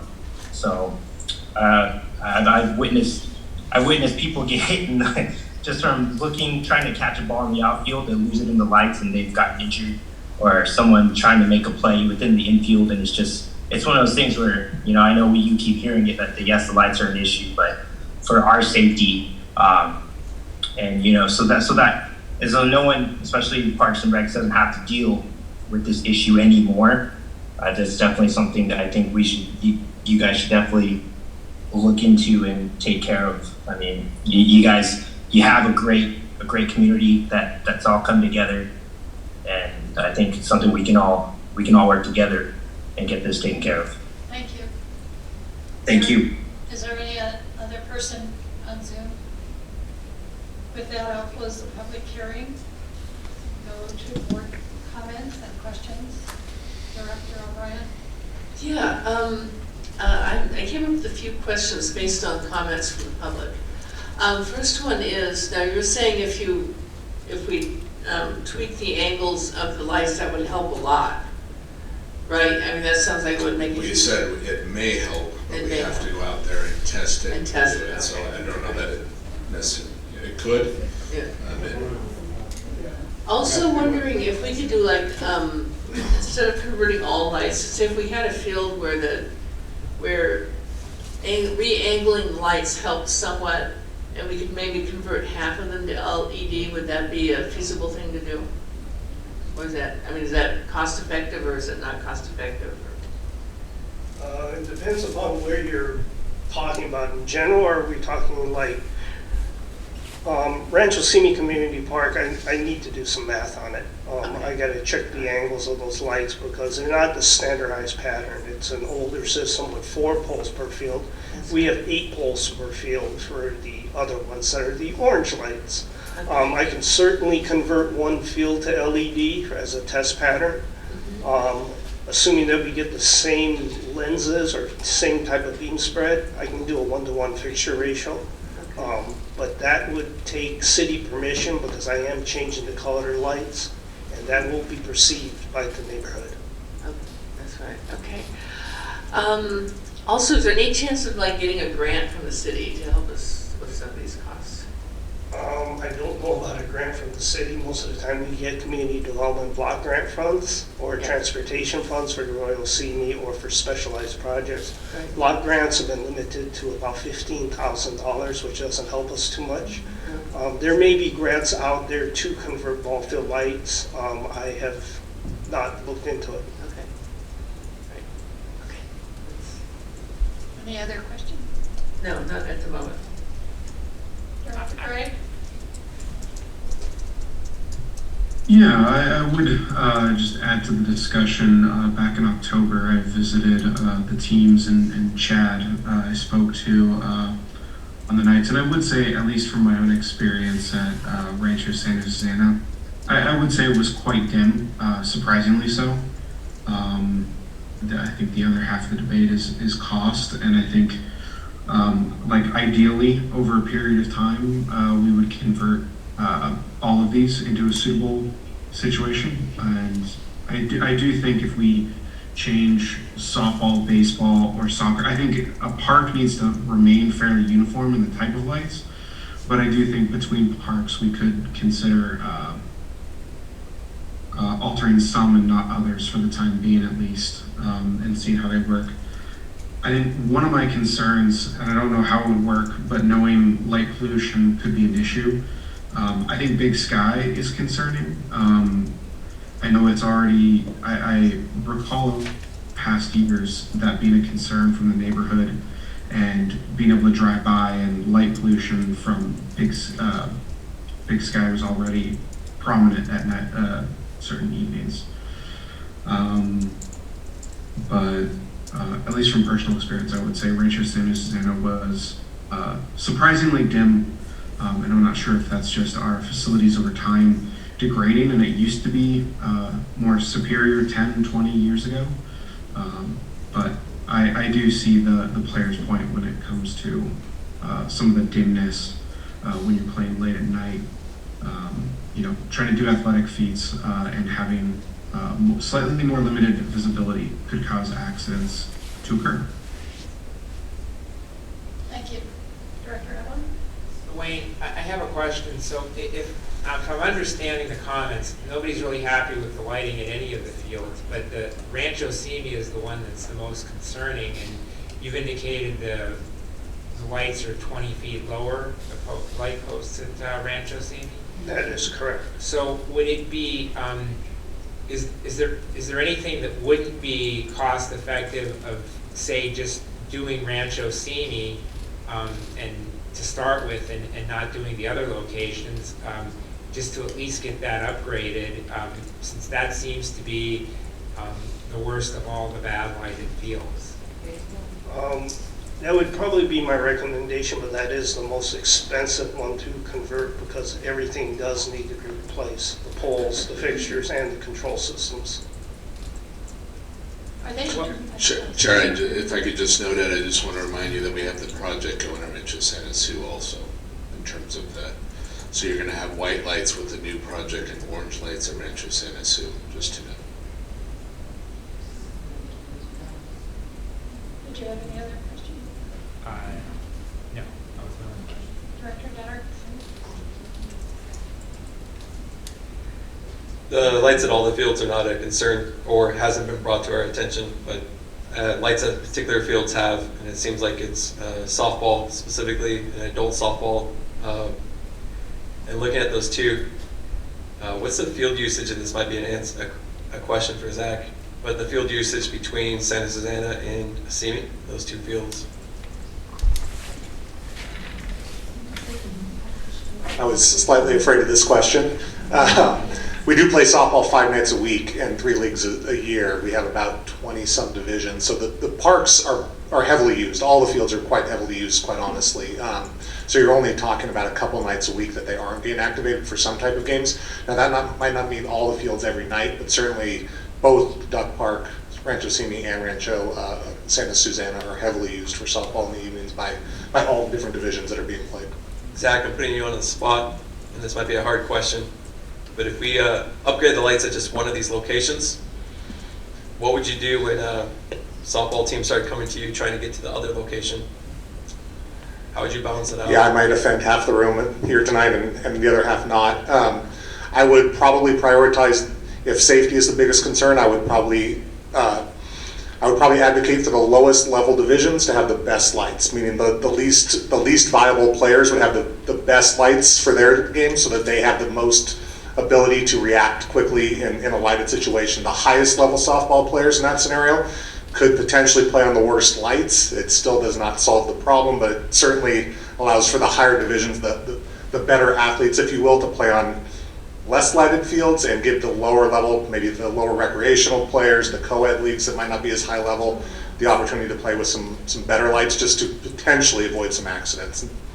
And which one would you say, besides in our meetings, if there's comments you've ever heard outside of our meetings, which one's just more dangerous?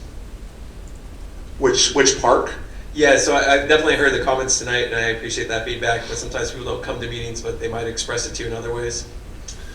I haven't had a lot of direct conversations. The folks in the room have been the most biggest advocates, I would say, for the field lights. I would probably, if you're asking my personal opinion, I would probably start with Rancho Simi over Rancho Santa Susana, but the opportunity at Rancho Santa Susana might present itself as part of the overall bigger project. So you have, that's kind of the staff debate, if you will, or the player debate on my end. I appreciate that. One of my concerns is that Rancho Santa Susana, we're upgrading the other light stand, as you mentioned. I agree that it seems in principle nice to have a uniform lighting situation, but it might not be if we encounter neighbors that get upset if, hey, the lights by your house aren't as bright. And then I also see at Rancho Simi Community Park the needs for more upgrades. If we just look at the maintenance, the quality, challenges and all, there might be a greater need at that specific park. Maybe because it's older, but just more investment needed at that park. My opinion is that we don't necessarily make a plan to upgrade the lights at all the parks at this point, or even start that plan, because some of the lights are, even though they might not be preferable or perfect, we're not hearing from the community current need. And I'm interested in other board members' opinions about those two in a phase-in plan. For members of the public tonight, you've definitely advocated and been tireless in your efforts and sat through long meetings. I appreciate that. Even if we gave you an answer that you might like tonight, know it's a long process. I mean, we might say yes tonight, and then we have to meet with the planning commission, put in the budget, and those parts to it.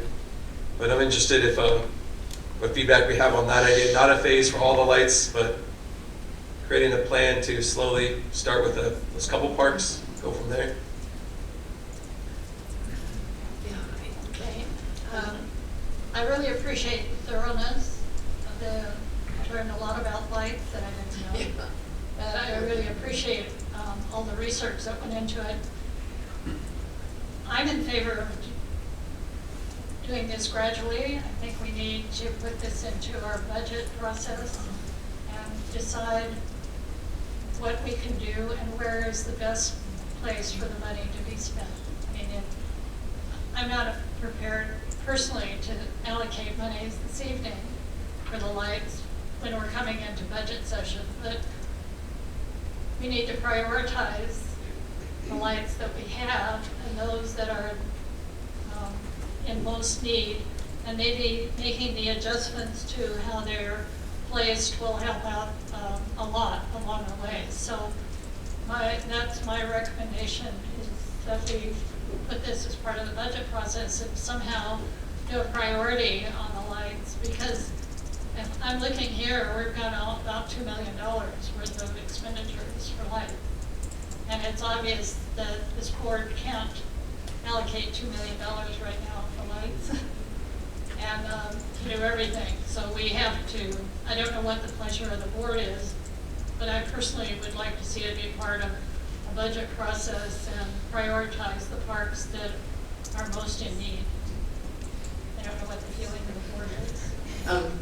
I would concur with that, put it into the budget process and do a gradual phased in, because this is a lot of money, but we want people to be safe. We can prioritize whichever part is the most hazardous based on the lighting is the one I want to start with. But yes, we should put it on the list. Maybe going out and adjusting the lights will help. Start with that first, and then. And I was wondering if the lights aren't the way they are because of light intrusion on adjacent properties, or maybe they were placed that way because of intrusion to private property, or there may be a reason that the lights are placed the way they are. I don't know. Anyway, what's the pleasure of the board? So well, my comments on this, I would, one, Wayne, I do think I would recommend going out with the softball people and seeing right now adjusting the angle of the lights will help. My guess is it's going to be marginal at best because of what you're telling me about the height of the lights. But trying something would be better than not doing anything at all. You know, the whole thing about the budget process, I mean, that's fine and everything, but I would already start the planning for the possibility that maybe we need to do something at Rancho Simi. I know the situation there is bad. I mean, I've seen it myself. I don't play there anymore or anything like that, but I'm familiar with it. You know, it can't be any better than it was years ago. So I would already at least, you know, start the process of thinking we may be headed in that direction. Because otherwise this goes on for months and it goes on for months and nothing gets done. The only other thing that I'll mention to the, since the budget process has been mentioned by a couple board members, May 10th is when we have our budget meeting. And normally we don't have a lot of attendance at our budget meeting because it doesn't get publicized.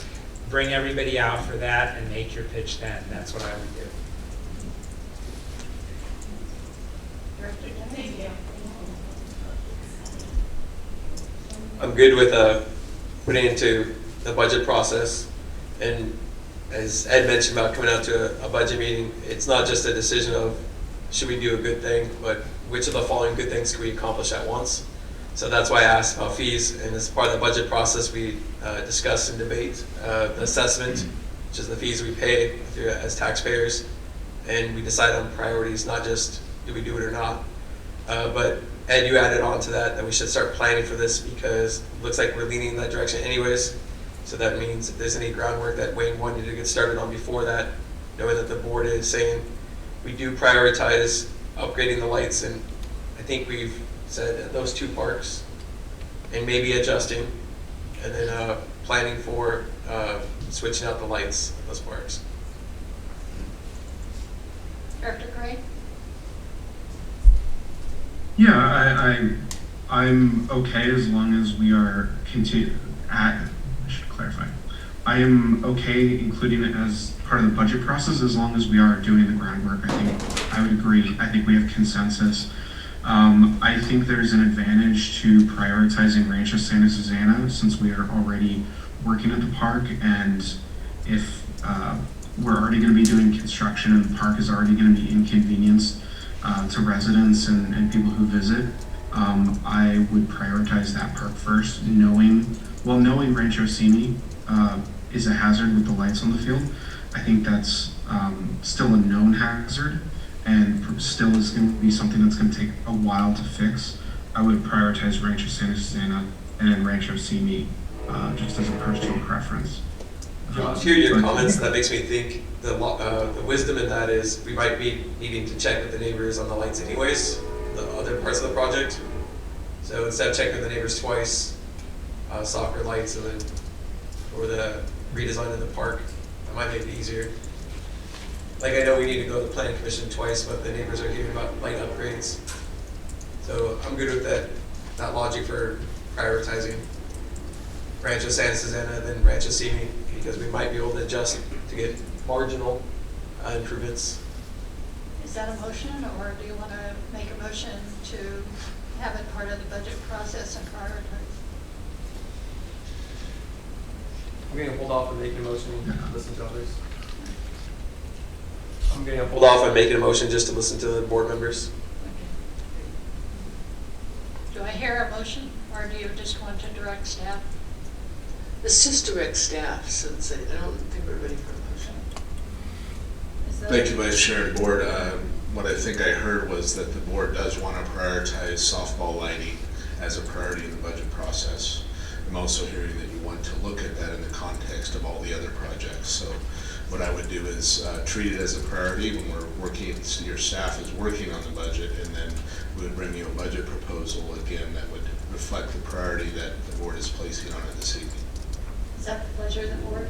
In terms of the priority of the fields, kind of depends on how much money we have. I think there's wisdom in both priorities, meaning I can see Rancho Santa Susana because we have an existing project and we're going to be out there doing things in the park. I can see that being a priority for that reason, and those lights could be built into the other project we have already underway. I can also see the wisdom in putting the priority on Rancho Simi, Duck Pond, because of the height of the lights and the issue there. So. Right, but in the meantime, I'd also like to see Wayne, as he suggested, go out to Rancho Simi. Yes, and I would. We may hear something from Wayne that tells us it's every bit as bad or worse than we think. That's correct. So the first thing I would do is get. So if the shifting of the lights is effective and makes it safer, then that may change your perspective on the priority between the two locations. But yes, we will definitely do that as well. That would be the first step, probably, then, after that. Thank you, Sam. We will move on to. I don't, if we have consensus from the board, I don't think I need a motion. Josh. Dan. Yes. Josh. Sorry, can I add? I just wanted to also emphasize, I would support breaking it up into phases or sections and prioritize the first phase when it comes to budget allocation process. I think the first two parks should be the priority. I think the total conversion of all of our parks is not as critical a priority. So when you're talking about budgeting and prioritization, I would say those first two that we've discussed are priorities.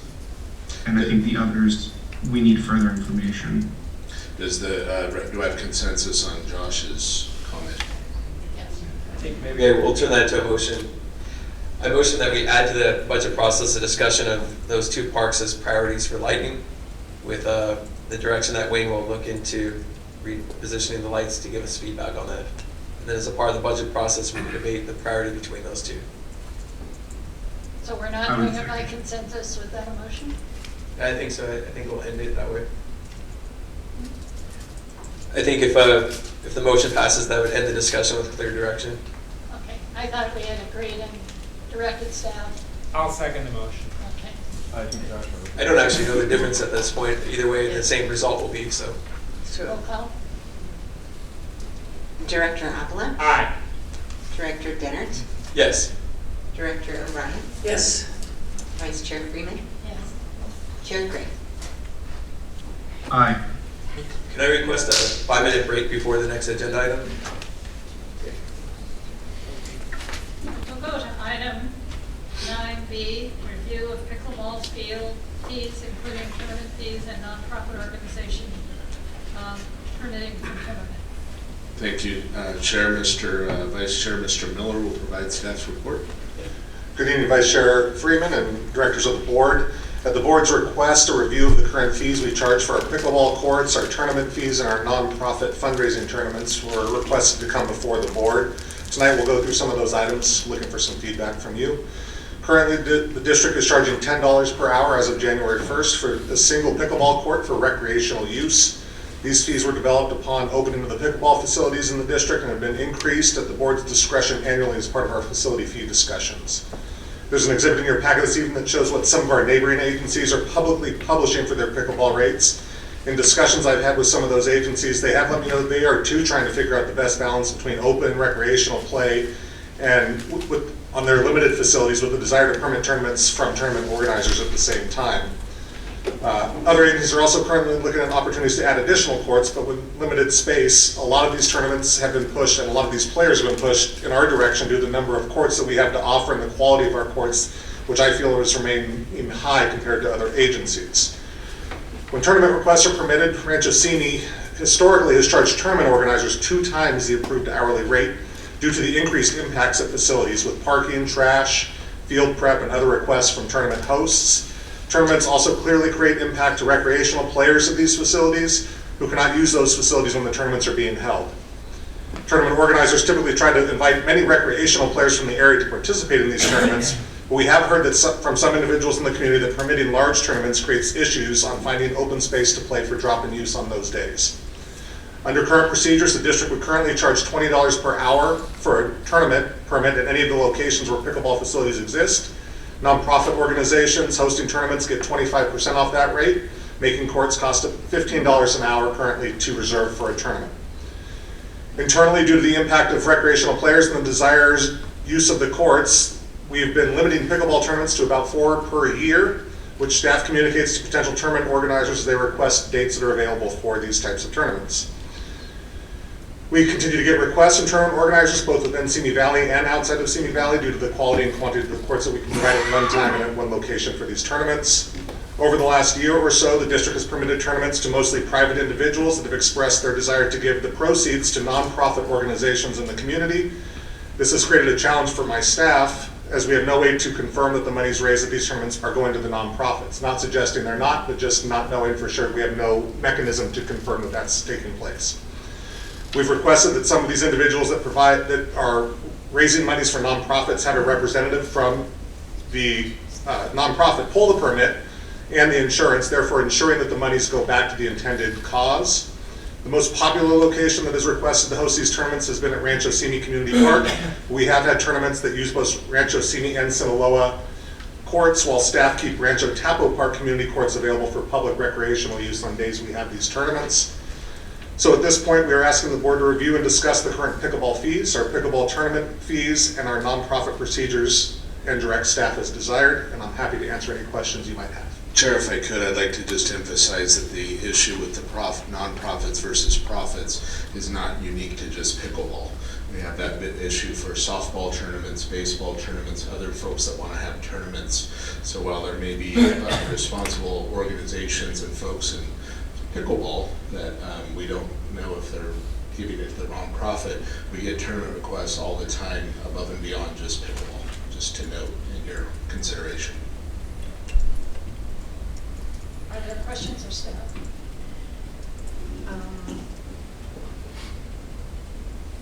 I have comments, but no questions. Oh, wait.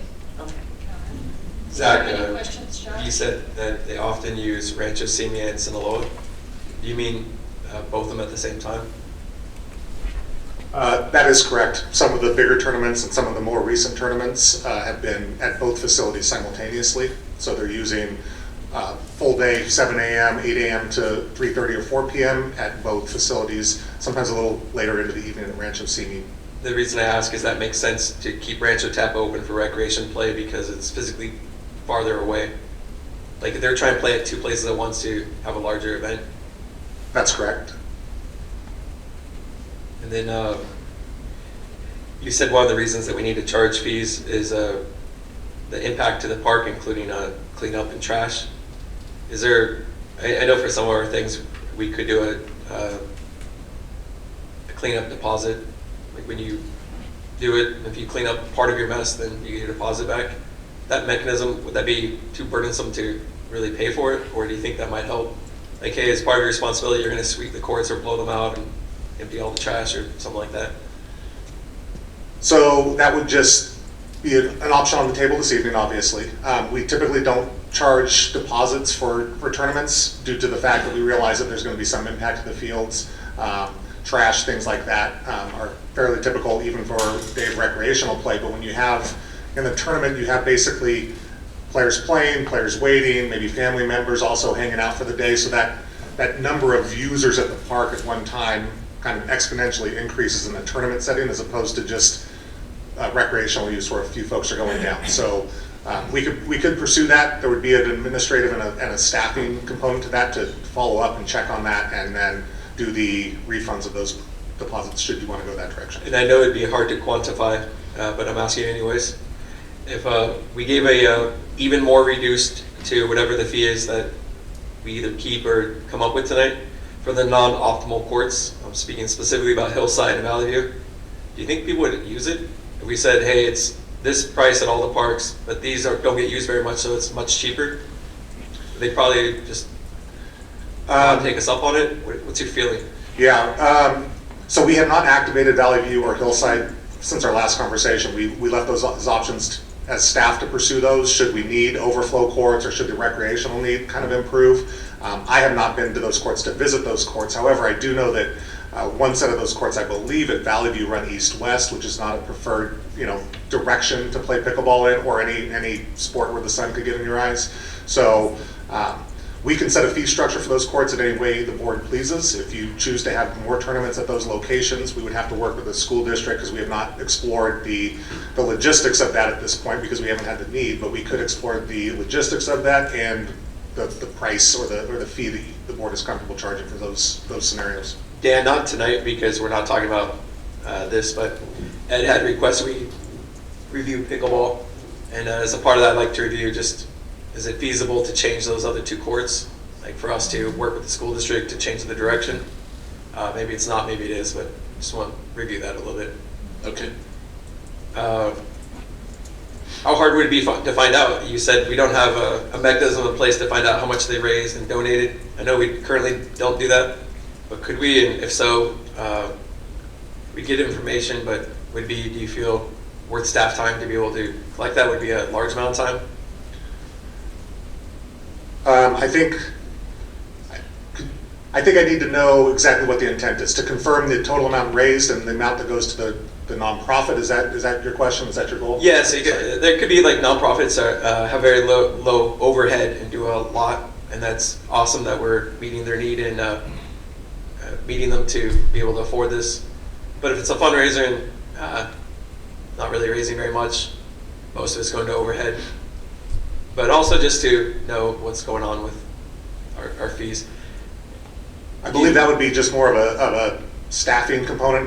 The folks that work in those areas would have to do a little bit more back end work to confirm what was raised, number of players, and did the nonprofit in question actually get a check. There's typically we don't chase those things post tournaments or post permits, but we certainly could do that if that's the direction of the board this evening. If we come with that direction, my opinion is just not that we ask for the canceled check maybe, but just a number.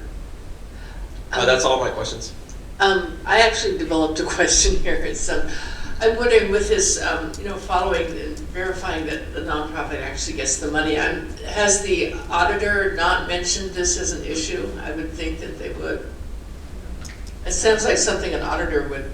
No, this wouldn't be in the purview of an audit because you guys established the nonprofit rate. So as long as we collect the fee on the front end, whether it be the full rate or the nonprofit rate, they would look to see if we are collecting the fee that we charged. That's the rate we set. So they wouldn't look at the after the fact in that scenario.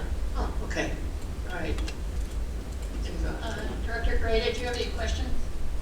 Yeah, a few of them already got answered, but Zach, do we have any sense of, I know the report is largely referencing Simi Valley, but we have had people from Oak Park come and talk about pickleball and tennis and the contention there. I did want to, is there any sense that we might need to have different policies for the 2 different areas or different levels of demand for free time?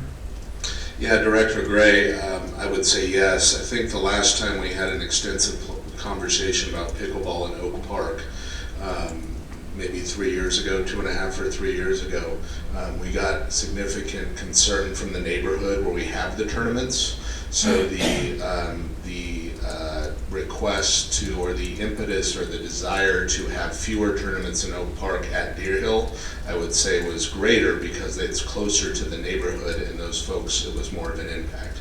So yes, in terms of if you want to establish a number of tournaments by committee or by community, I'd recommend that those be looked at separately between the 2 communities. Okay, thank you. And was the 4 tournaments a year the part of the decision that came about 2.5 to 3 years ago? We did. I think we did in the Oak Park conversation. Yes, I think we talked about. I don't remember the exact number, but I think it was about 4. So there was direction from the board in Oak Park. In Simi Valley, I think we've had the conversation, but I don't think a number was established. It was more like have staff get a feel for what the open play is versus tournament play and let staff dictate what that number may be. So if there was fewer open play or recreational players and we could accommodate 8 tournaments, let's do that. If there's not, if there's more open play, let staff kind of judge that. And it sounds like Mr. Miller is saying we've established that number as staff at 4. So, and it's kind of consistent with what I think we decided in Oak Park in terms of number of tournaments a year. There was a great deal of concern, I know. Right. Did you have any other questions? That's it for me right now. Okay. I have, so an average tournament would start 8 in the morning and run through till 5 or 6, or do they run 2 days usually?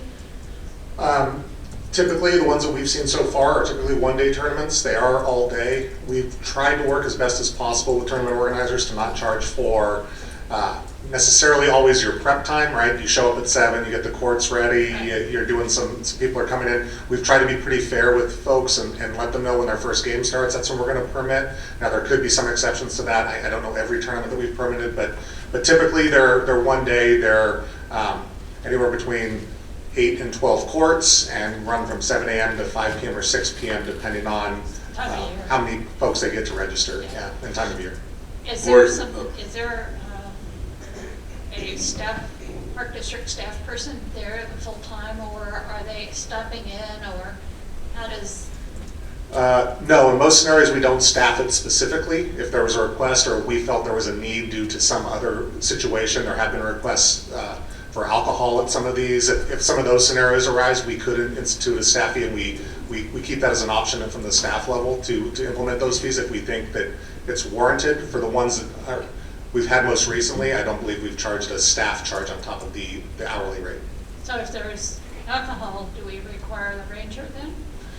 The ranger or security or staff, depending on the nature of the event. Those are rare. In fact, I don't know that we've had a alcohol permitted tournament because we've tried to deflect those and try to focus on more of those nonprofit uses that have been the priorities.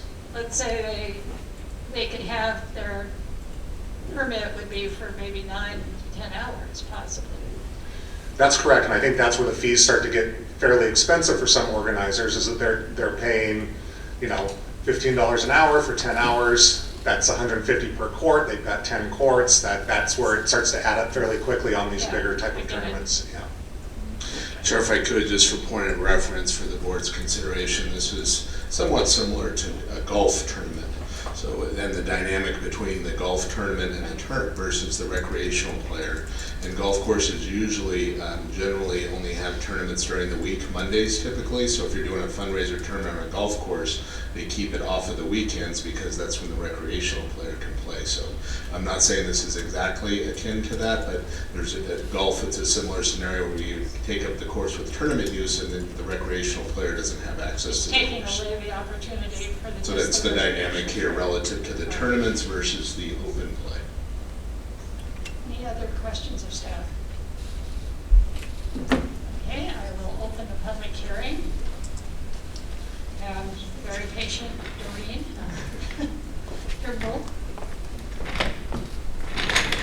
Good evening, everyone. Thank you for your time this evening. Again, I'm Doreen Timble. I'm the executive director of a nonprofit called For the Need. And just last October, I was blessed to meet a wonderful woman by the name of Michelle Adams. And I was curious about running a tournament. It was a pickleball tournament. I just learned about the sport and enjoyed it. So I'm very new to these tournaments as pickleball tournaments. And I was amazed at what I learned. In fact, when I sat down and we created a budget, what we found was the cost, the biggest cost to us was actually our park and rec. What blew me away was that we were going to be paying, I believe it was, the fee was at the time $14 per hour per court. I was taken aback. I was surprised that they would do this to nonprofit, and I wanted to understand why. In fact, I researched, I don't know if that's, it keeps cutting off. We're good? Okay. So as I researched other cities, I believe in the exhibits that that Zach provided to you all, it talked about some of them and their costs. In fact, Moore Park charges $0 for their nonprofits in their community. I believe then the next fee is $4 and so forth. All of the organizations, we are the highest per hour per court. That was mind-blowing to me. In fact, although I come here with this concern, I'm not the expert in this field. I don't host tournaments. What I do is I saw as a nonprofit organization, and we work with youth experiencing homelessness, it was our organization that was running the tournament, it wasn't somebody else. And so we were the one that put everything together, so it's easy to ask for a 501c3 letter to prove that who we are, obviously, and a certificate of insurance for that as well. So I would like Michelle to actually speak a little bit more about it, but what I can say is this: I do oppose an increase. Because as you all know, most of you do work with nonprofits and you understand what the challenges that we face as a nonprofit this year, especially coming into this. So when we go and we're trying to put something together and tries to raise funds to bring the community together, what I look at is how we can make it better. And so some of the courts that you mentioned, we do have lots of them, but for us, there are courts that people don't utilize because, as Zach mentioned, the way the sun faces. You're looking at east versus west, so when you're playing and the sun hits you, just like the softball players, you're looking at safety. So, and then they don't have lights as well. So if you want to play in the evening, there's no lights. So whether you go to Valley View or Sinaloa, you don't have that. But when we hosted our event, we had a novice section, portion of it that we did on a Friday night. We included so many of the players in our community, and they were excited to partake in a tournament that was going back to a nonprofit. So we had about almost 300 players that participated in our event. And so on Saturday and Sunday, we hosted it at Sinaloa Middle School, where we cleaned up, and I believe they did an exceptional job making sure that everything was pristine once they did finish the tournament. So I can tell you, it is a wonderful community event. We got so much support, and that's why it was so successful. And so I'm coming to you and pleading that we do not raise fees. In fact, we decrease those fees. And please look at other cities and what they're doing and how they're supporting the nonprofits. We need you all to take a look at that. Thank you. Thank you, Chair. If I could, thank you, Dorina. I just wanted a factual point of clarification on the Moore Park reference, just so we're all on the same page. Moore Park does charge $0 for nonprofits for free public events. So if there's not a charge to be in the tournament, they can use it for free. For a tournament by a nonprofit where it's a paid tournament, they charge $8 an hour. Where it says non-resident, other nonprofit organizations. Group 3. And Group 1 is just open play. No, Group 1 is if a nonprofit wants to use a court, but they're not charging the participant a fee. I see. If it's a free event, then they charge nothing. If the nonprofit is charging a fee to the user or whoever's in the tournament, then they're charging $8 an hour. Okay. Just to make sure we're. I have another card from Michelle Adams. Hello.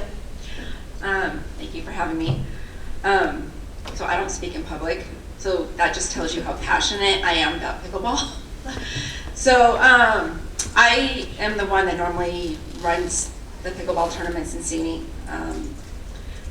I will only do for nonprofits, charity events. I don't ask for any money for myself. I want to do it for the community and for the nonprofit.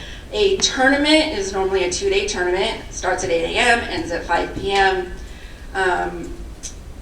We have roughly 300 people for both days. We never use 2 different parks in one day. My tournaments are run at Sinaloa on a Saturday and a Sunday. So you have Duck Park, you have Lemon, Hillside, Valley View available for community use. Another thing is a lot of the community plays in my tournaments, so I don't know who would be complaining that there's no court availability. What else? So my question is, when you have a fundraiser tournament, how do you price it for the participants so that the organization gets some and Right, so I do charge a per player registration fee, and that's about $60 a person. 60? Mm-hmm. So that's where basically the nonprofit, that's where they're making most of their money is from that. And a successful tournament would have how many people? Around 280, 300. 300? Mm-hmm. we probably, you know, because of availability in daylight at Sinaloa, I can only have so many games per day. I think I figured out it's like 280 games a day. We can have it just going nonstop. We have different levels of play. You know, and I do it for the community. We have a lot of pickleball players in Simi. So raising the hourly fee would really, it would hurt, I think, our nonprofits and our charity events that we raise money for. So if you had 300 people, you'd have a pretty big day.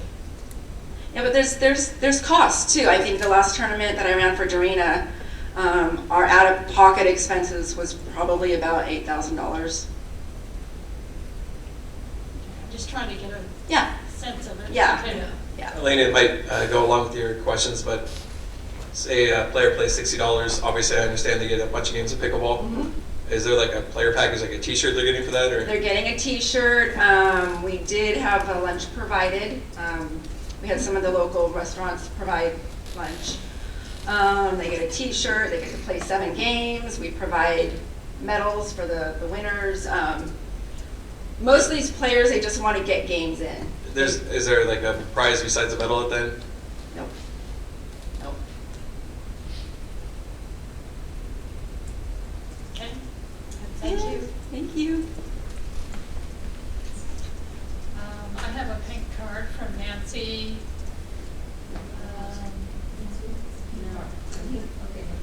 Sorry, I'm going to mispronounce your last name. Anyway,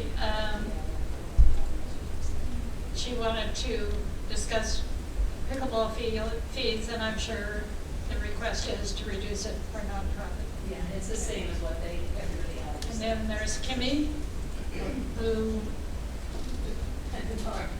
Yeah. her comment is, this is a quote, "I don't agree with court rental fees." Okay.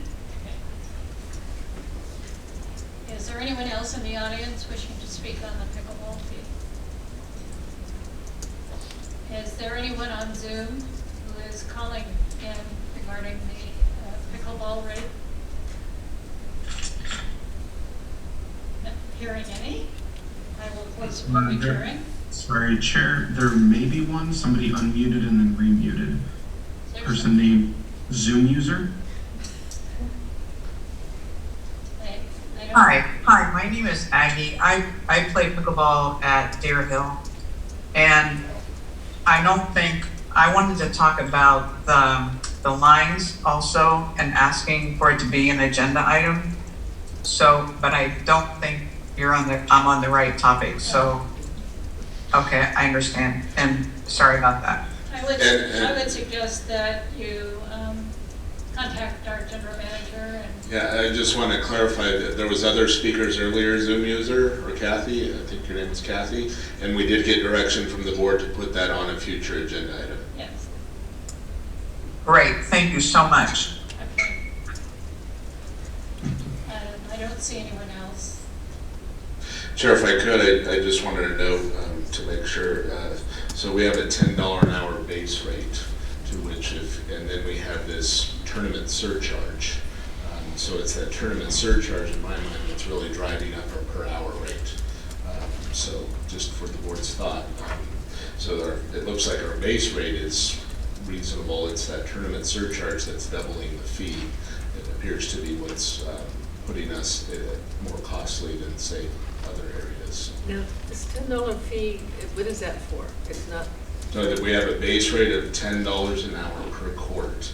And that's if you say you want to have a birthday party or you want to reserve a court for yourself and you're guaranteed the court, that's $10 an hour per court. What we do is, because of the tournament, as Mr. Miller described, there's impacts of tournaments. So they fill up the trash cans, we have to have more staff, and there's more cost to us to address the, kind of after the tournament. So if there's 300 people, so what we do to account for that extra impact from tournaments above and beyond maybe an individual court rental is we have this surcharge that's double the base rate of $10 an hour that, say, you might use for just an event with a few people. Zach, you might be able to answer this question, but we have the comparable rates for those 3 places, and I know that Pleasant Valley has discussed building a pickleball complex. And as Ed mentioned earlier, we want to be the best at things. But how many courts does Moore Park have? And the reason I'm asking you is if they have one court you can use, but it's really cheap, that's not exactly comparable since you're not really going to have a tournament there. Yeah, Same for Caneo. Based on my research from our previous discussion, they have 4 dedicated courts in Moore Park, and they have 4 shared use courts in Moore Park. So 8 total courts, but 4 of those are tennis, pickleball, dual use. You asked about Conejo, was that your other question? Conejo has 8 dedicated courts and 3 courts, or two courts that are bring your own nets. I don't know how that works exactly, but I think you'd have to actually bring your gear out and use an open space. And the 8 dedicated courts, are they at the same location? 6 at Rancho Conejo Playfield and 2 at Del Prado Playfield. Okay. So they have, that's how their split is. And I will say that those agencies are both struggling with tournament play because they just don't have facilities in one location where they can house this many folks at the same time. And that, just a follow-up, if I could, Brian. Yeah. So in terms of our fees, again, and this is why I don't like comparing to other agencies, we're able to provide a better tournament environment than those places. I certainly would argue that, that we have a one-stop shop where you could have 12 courts simultaneously at a Sinaloa complex or any of our other complexes. So it is highly desirable to be able to have everybody in one location and be able to play 1 or 2 days, depending on how you want to set up your tournament. So in reviewing this issue, I realized that we're using the fees in the budget to try to limit the amount of tournaments. It seems like it's a tool to limit the impact on recreation players. And my goal in setting the fees would be to have a balanced budget to help us achieve our goals. And as a part of that, I believe, if I'm looking at this correctly, if we lower the price, we might end up bringing in more revenue. Not saying eliminate the price, but if we lower the price, there might be more tournaments held here. We have a little bit of competition from other districts, but that doesn't seem the next site to have a tournament facilities that we have is not next to us. So I support lowering the price so that we possibly bring in more revenue. And the second to that is my other goal would be that there's more recreation in St. Valley, more exercise, more things to do, more fun things to do. I think we could discuss non-demand time fees being even lower, so that's less of an impact. Like if you want to host a Friday night tournament, maybe that's not the same as a Saturday. I'm open to that. But I think our goal should be to get more people to come to St. Valley, more people to exercise, and if they're going to use it all day, that's good. So I'm going to support, not an exact dollar figure because you're a professional, but I'm going to support that we come up with a more competitive pricing structure with the goal in mind to have more tournaments in Simi Valley. Now we spoke about Oak Park. That's a very specific issue in that neighborhood park. So if we lower the fees to be competitive, but still just limit the amount in Oak Park, as we previously had discussed, I'm good with that. But if the end result is the fees are more competitive, so we have more tournaments, probably be bringing more revenue, is my opinion. And second to that is more people are coming here. I'd be happy to see that happen. Can I ask a clarifying question, Yes. which is what comfort level do you have for the number of tournaments? If you could just ballpark that, we do 4 per year. Practice has been 4 per year. Are you suggesting double that, triple that? It would be helpful for me to get some feedback. I get what you're saying. Because you described the impacts to staff time and cleaning up, that's why I said competitive pricing structure. Like if we have a lower pricing structure, I think we'll bring in more customers, but we still need to cover the impact. So a balance there. So I think the end result should be that we're not losing money on hosting these. But I would like to see more. So how many would you say in a typical year? I know a couple years don't count, but a typical year, how many do you expect to see? I think if we allowed for every request that we got, let's just say we permitted every request we got, we would be in the neighborhood of 15 to 20 tournaments a year. Okay. Like 20? 15 to 20 probably is the current kind of request. I would say we get, we've turned down quite a few folks and just not even open those conversations based on we know the existing need, and some of the uses of those 4 tournaments are going back to nonprofit causes in Simi Valley. So we internally have prioritized some of those tournaments. So yeah, I think if we were to open the floodgates, if you will, and allow the tournaments that want to be here, we could be talking about a significant increase in the number of tournaments. That would come with more revenue, potentially, but you would impact the recreational players quite a bit, or we'd have to consider other options such as Valley View or Middle or Hillside for recreational use those days, or some other suggestion that. And you're saying typically, like in 2022, how many tournaments roughly do we have? As of this year, we're only currently planning on permitting 4 tournaments. We had 4 tournaments in 2022. We would continue with about 4 to 6 if we thought we could get away with a couple more. We certainly consider that. But coming off of the heels of our conversation at the last pickleball item that was before the board, with so many recreational players demanding more space, we were really clear in our objectives not to impact those players who just want to go out for the day and find a court in town somewhere to be able to play. So that's so if it was my choice, I would say that we go to at least 6 with activating Valley View and Valley View or Hillside, and maybe not both, for recreation players on those particular days. Although I'm thinking it would be a communication problem to tell them, like, hey, the courts happen to be open if you want to go play there. But I would like to see more tournaments in Seine Valley, and I think even though we're going to lower if we lowered the fees, I think it would end up bringing in more revenue. The second part, as you mentioned, we'll discuss at a future meeting, but I think we have the possibility for growth there without just flat out building more courts. All right, is that it? That's it. Dr. Avalon? Yeah, I have a question for Dan and one for Zach. Dan, you're the budget guy. I'm trying to understand my colleague, who I've previously referred to as possibly my favorite colleague. I might be quoting the law the firm math here, but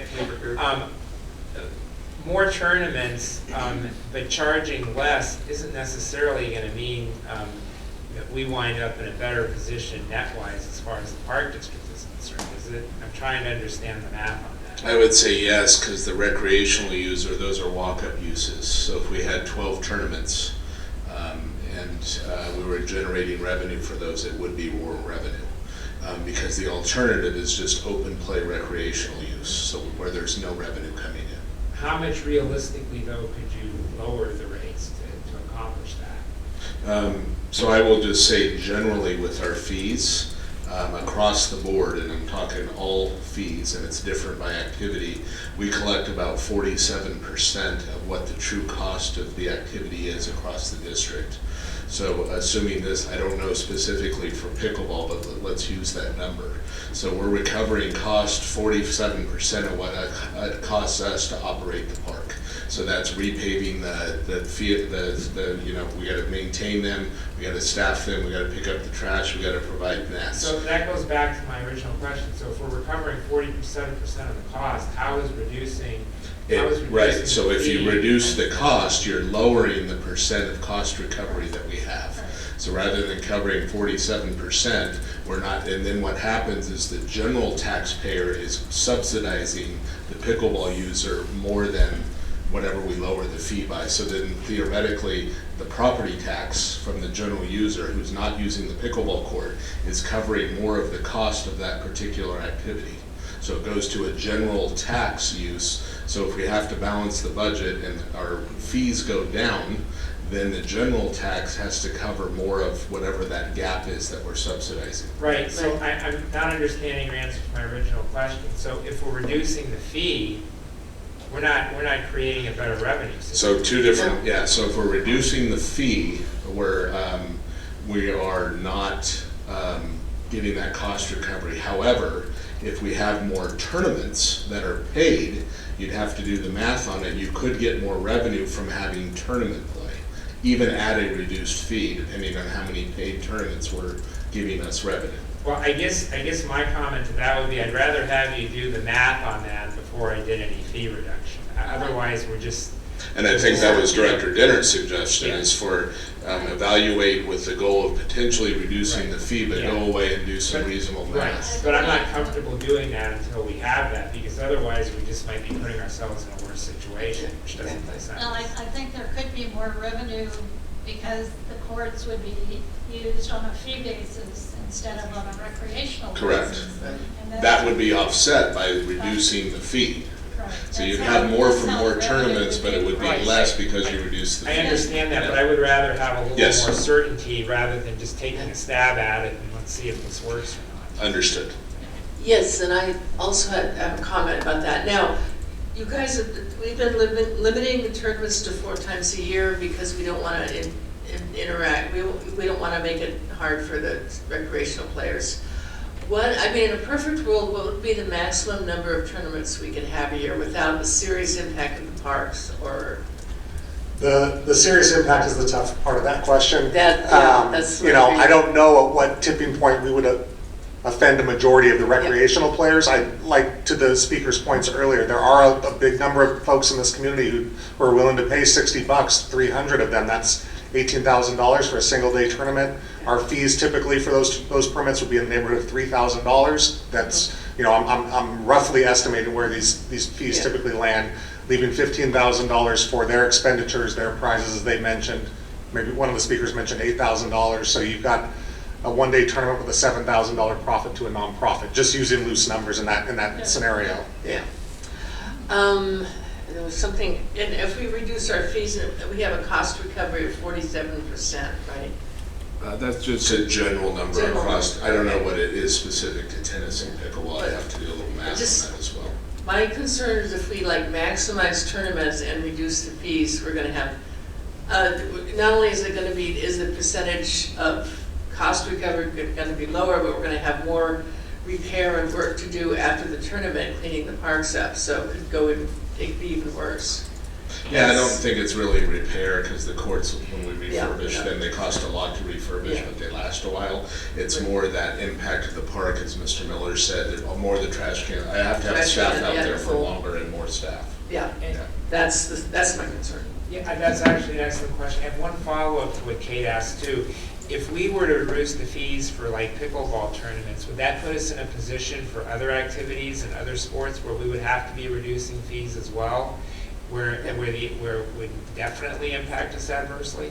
Yeah, so we try to keep the fees fair between all the groups. Yeah, So if you decrease one a lot, then over time, the other sports are gonna say, pickleball only plays this, why can't we pay less? So it's that slippery slope where if we do it for one group, it's gonna be an expectation of all the others. So that's another thing that I would have to factor into this to be able to do that. And that also goes to the nonprofit rate. So if we give pickleball nonprofits a lower discount or a higher discount than we do other sports, then all of them are gonna want the same higher discount than all the other activities, including special events, Rotary, all those kind of things. All of them would be saying, why do they get a higher discount for a nonprofit and we don't? Exactly, yeah. So there's a fairness equity issue as well. That's the can of worms that we never do. I just noticed something. We lost Josh. Yeah, we lost Josh, he just left. Yeah. I was gonna call on him next. And he- So let's, can somebody reach out to Josh? I can. We can just take a brief pause. My comments, I echo what Director Avila said. I also that slippery slope of if we reduce fees for pickleball, then everybody else is going to want them reduced too, which is going to make our cost recovery factor even worse. And towards production, would you want one of Dorina to speak again? She wanted to make a comment, or the public hearing is closed. Normally I wouldn't open it up. Chair, if I could, to bring up Director Gray up to speed on where we are in the conversation. Oh, there he is. Yeah. So Josh, what we're talking about is the potential to evaluate the fees, but we really don't have the math here in front of us to maybe make a decision tonight. So where the board is leaning, we haven't made a decision, is to maybe direct staff to look into kind of if we were to do that. And then also, I don't think we've kind of, Director Dinner mentioned maybe a number of tournaments we would allow a year. 6 has been thrown out as a reasonable number, but that's where we are. So. Yeah, thank you. If I can, I know there was discussion. If I can throw out some comments of my own opinion on this, I was able to keep up with most of it, and I apologize. My internet is awful right now. so I keep getting booted and thrown back into the meeting. I wouldn't want to go more than 6 right now without determining impact from slight growth of tournaments, but I would be supportive of expanding it to 6. I think that's roughly 1 every 2 months. I think that should be acceptable in the Simi Valley community. The one thing that I at least didn't hear was I would put a priority, and I know, Zach, you said nonprofits are given priority right now for the 4 designated groups. I would prioritize nonprofits, especially local groups, as not only getting those slots, but I think if we're talking about reducing fees, I don't necessarily, I'm open to discussion on reducing fees for pickleball players that are potentially getting a profit or anything. But I think when it comes to 501c3s and nonprofits, I think there should be a steeper discount than the 25%. I don't know if we'd want to do just the 25% or do a grouping based model, breaking it down more.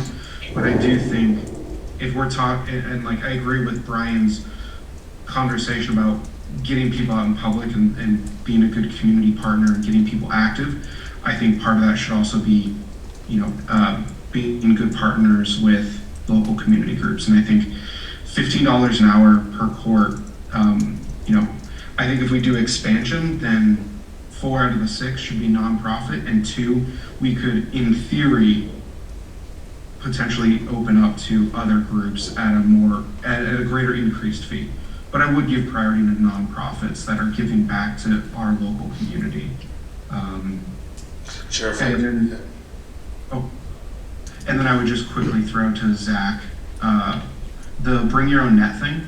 I do have an idea, but I'll talk to you about it another time. I have heard more, read more. It's very popular in places like New York City. So it may not work at all, but I am interested in talking about it more with you or anybody. I've done some exploration on the pop-up model as well, Director Gray, and I could have that conversation with you anytime you're ready. And Chair, if I could speak to some of Director Gray's comments. The area where we're talking about a deeper discount for nonprofits, that's the area where that would have a significant impact, assuming that you wanted to apply that same deeper discount to all other nonprofit uses in the community. So that would be a significant revenue impact. And in order to affect a better rate for pickleball tournaments, I would suggest that the board consider messing with the hourly rate, or maybe lowering that more, and not opening up a deeper discount for everything else, unless the board chose to do that. But I think the 25% has been somewhat accepted. It's the norm for every other nonprofit in town. So I would rather see it, in order to achieve the desired policy goal of cheaper rates for pickleball nonprofits, I would adjust the hourly rate more than doing the discount for nonprofits. Just a suggestion for consideration. Thank you. I would support that as the primary. Just so that it's clear, without more information, I can't support any rate reduction. Got it, yeah, just for the board's thought as we talk about this moving forward. Yeah, I need to see some numbers, like math or something. Yeah, so timing, if I could, unless the board wants to, I'm hearing there's a desire to provide some cheaper fees for pickleball and nonprofits and tournaments, but you guys want to see what the financial impacts of doing that are. The timing of that is that our fees are set by ordinance, and there's a publication. So when you set fees, government fees, there's a process by which you do that. We normally do that in December of each year. We're now in January, so if we do it as a part of our normal fee setting, we'd have to bring that back all the way in December. The other, so I'm sure the board may not want to wait that long.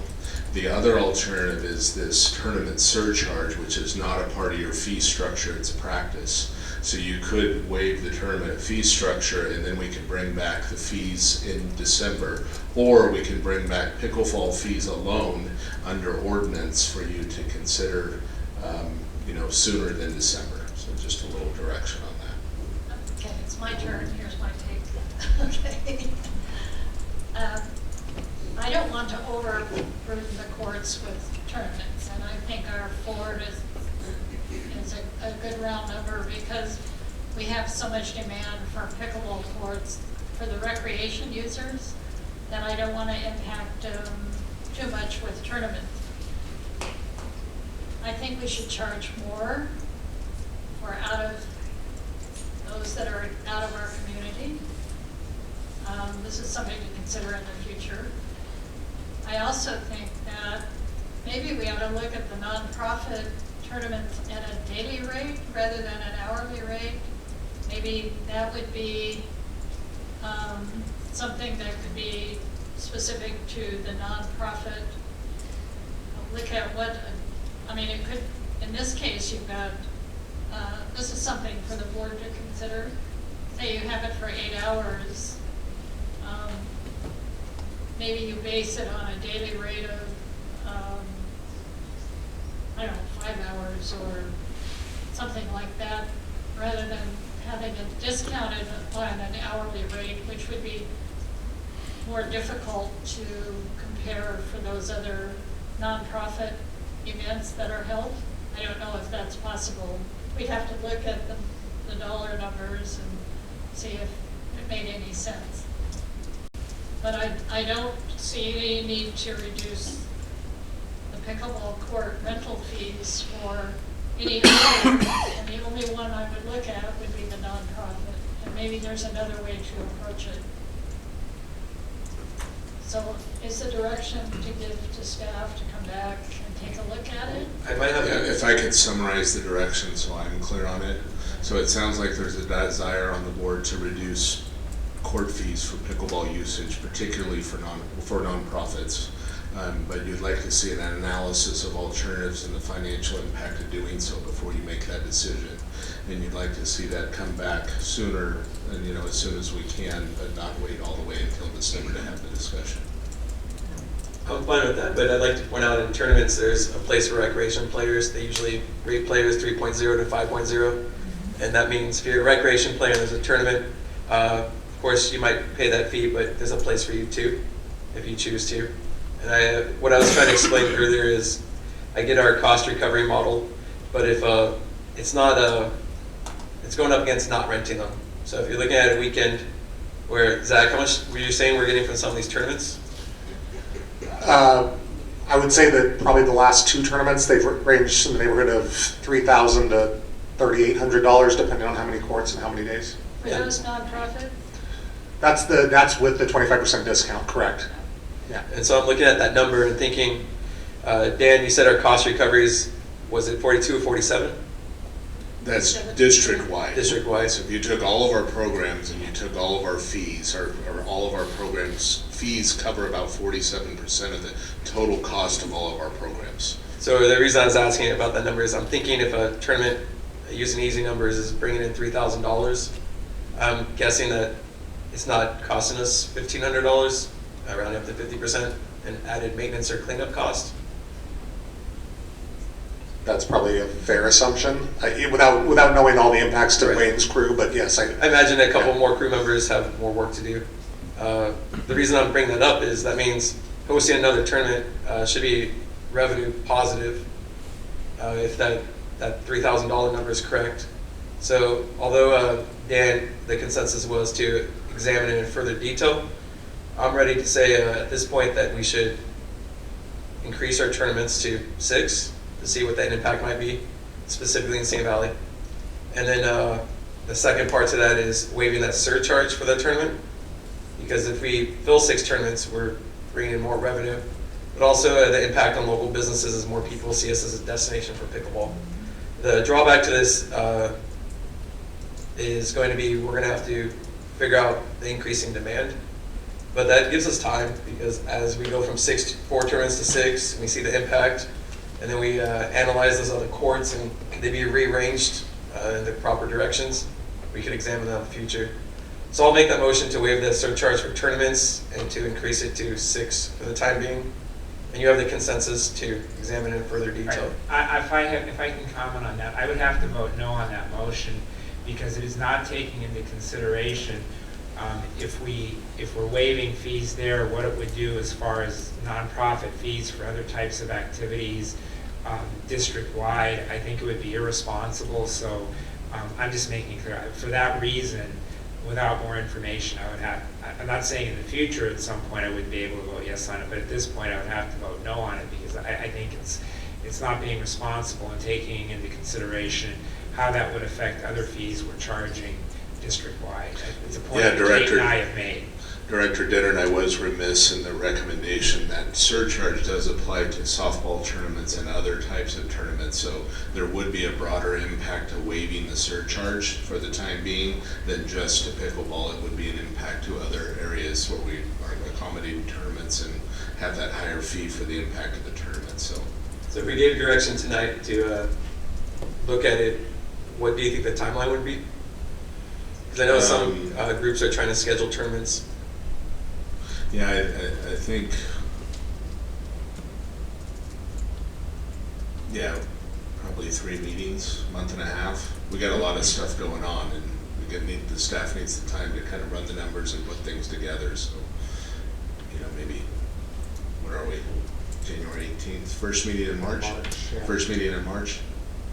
Well, with that in mind, if not seeing support for that second part of it, what about just increasing the amount of tournaments we host from 4 to 6 and collecting the same fee that we're currently collecting? That would be part of what they're looking at, right, is the impact of... We could take direction tonight to increase the number of tournaments. That would have no impact other than to the recreational user that might show up to the park. So that would be the impact of that, of expanding to 6 tournaments. We could. Director Abelo's point is that he needs to see the math on what that looks like as it relates to the fee discussion. Like if we add 2 more tournaments and we adjust the fees, is the 2 tournaments gonna, how does that relate to whatever fee that's adjustment? all part of the same analysis. Right. That's, I think, Director Abelo's, don't mean to speak for him, but that's what I'm hearing from him. So is there a second to his motion? I'll withdraw that earlier motion, not seeing support for it, but I'll just make a motion that we move to 6 tournaments, and then second to that, you had discussed the consensus, but just that by itself. And we'll try to bring it back to the board as soon as we possibly can. I'll talk to Zach and see if we can get on the agenda as soon as we can. Then I will make that motion that we move it up to 6 tournaments for now. Did we actually do it, or we're exploring the possibility of moving it to 6 tournaments, right? Because we don't know yet if that's a good idea. Yes, that's the way I understand. Yeah, I'm with Kate on this. Yeah. If you're saying you can come back with something with us by March, I don't want to do anything. Shall we just continue the item? Here's what I might suggest to address Director Dennett's concern.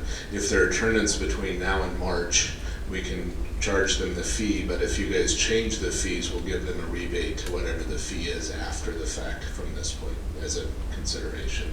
If you guys reduce, just an alternative. Because it sounds like Director Dennett's concern is the tournaments that may be happening or trying to be planned now.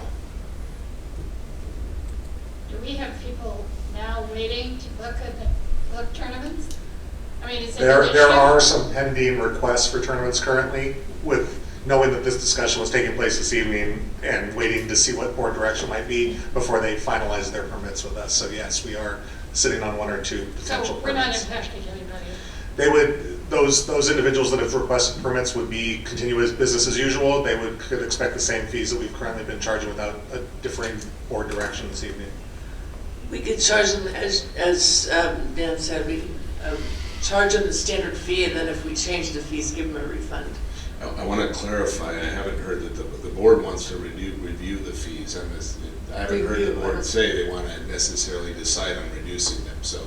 I'm not really enthusiastic about it. I haven't said that once. That's what I'm saying, Ed has not said that. But I'm So happy to have an assumption there would be a rebate is a false assumption, because there may not be a Right. discount. So we should just charge them whatever we're going to charge them. It's my suggestion we continue the item until we have a full picture. Right, I don't think we should be making any decisions on items or. I definitely respect and hear people saying that we should continue the item for the difficult things to analyze and the things that we need more information on. But separately than that, separate than discussion of the fees is whether the fees get reduced, increased, or stay the same. Zach, you were saying if we move from 4 to 6, the impact is not on our budget except possibly bringing in money. The impact's on recreation users. Correct. So if we continue to charge the same fees, including the tournament impact fees, and move from 4 to 6 tournaments, and those additional 2 tournaments are for nonprofit use, you could anticipate an increase in revenue consistent with what, if a tournament is $3,000, let's just say it would be $6,000 added revenue if we went from 4 to 6, conceptually. Now, every tournament's a little different, every need is a little bit different, but if you directed us to do 6 tournaments per year, with everything else being the same, there would be a net positive revenue impact to the district for that. Those 6 would probably all be nonprofits, is what you're saying. Well, if a private tournament came, they would be subject to 1, availability, and 2, whether or not they could show that they were connected to a nonprofit, which was part of the discussion this evening, which was the example in the room is the private individual who's doing work on behalf of a nonprofit. If we take them at their word, then we would be doing nonprofit tournaments for those additional. Let's say as an example, Bank of America wants to have a nonprofit pickleball tournament for the Boys and Girls Club. You would make sure that the Boys and Girls Club was in the loop. Well, that was one of the questions before the board this evening, quite honestly, was the intent of a private individual to give back to a nonprofit. Does the board want to give us direction to do follow-up to confirm those monies made to their intended targets, or are we comfortable taking the permittee at face value that they're a community member and they're going to donate those funds? That is an additional layer to this conversation we didn't get very far into this evening. I think we need to document because we're misrepresenting if we don't document it. In the interest of transparency, I think it's a good idea to document. So in the past, to get the discount, you had, the permit signer had to be a nonprofit, not a private party. So if we switch that, then that's going to apply not just to pickleball, but everything we do. Well, but I mean, if the nonprofit needs to come forward and co-sign on the application or something to show that they are indeed benefiting from whatever the tournament is. It seems like a no-brainer. Our comfort level would be yes, to ensure that the nonprofit is directly related to the individual pulling the permit. There's a variety of ways to do that. We could do that via letter, via email, something to confirming that those monies are going to reach their intended target. That would certainly give my staff more comfort knowing when we're giving those reduced rates that that money is staying in the community or going to its intended target. Correct. It doesn't matter, it's the same issue. I just wanted to note the rules in place for the abusers of the rule, not people that follow the rule. So if we waive it, then we're going to get all kinds of we open the risk of getting private folks coming in and saying, hey, I want your field at the nonprofit rate, and I'm going to give the fees to a nonprofit, and they maybe give them $50 or $25. So the rule is not set for the rule followers. The rule is set for those that may abuse the rule and take advantage of the rule and the loophole. It's the same with all rules in the universe. I like the idea of the person requesting the permit would either have a letter from or be the nonprofit, because then that nonprofit knows that at least the tournament's happening in their name. I know that we're going to examine it at a future meeting, but being that it doesn't involve the complex budgetary issues, I'll make that motion that we increase Zach allowing 6 tournaments a year, and no other part to that motion, so we could continue the rest of that business. And that allows some groups to start planning some more tournaments. Is there a second? I'll second it. Roll call? Director Avila, No. Director Dennert, Yes. Director O'Brien, No. Vice Chair Freeman, No. Chair Gray. Aye. Thank you. So motion. 3-2, the motion does. Motion fails 3-2. 2-3. Yes. So with that, the direction is to bring this item back with an analysis of the fees and a decision on tournaments, potentially increasing them at that time as soon as staff possibly can. Once we look at the numbers, we can change our mind. Okay. And then, until then, it's business as usual with the current fee structure and the structure with the nonprofits. There was that comment that you made that the board has not said what we would do with the fees, obviously, but that if we did, you would have the ability or discretion to refund them the difference. Correct. If in fact the board did reduce the fees, we could charge them the full fee. It'd almost be like a grandfathering from this day forward. So if there were any tournaments we booked between now and when you guys decide the issue, we could charge them the full fee, but if the board decided and whenever we could bring it back, we could rebate those that might be in the little grandfathering period. It'd be kind of a grandfathering approach, so to speak.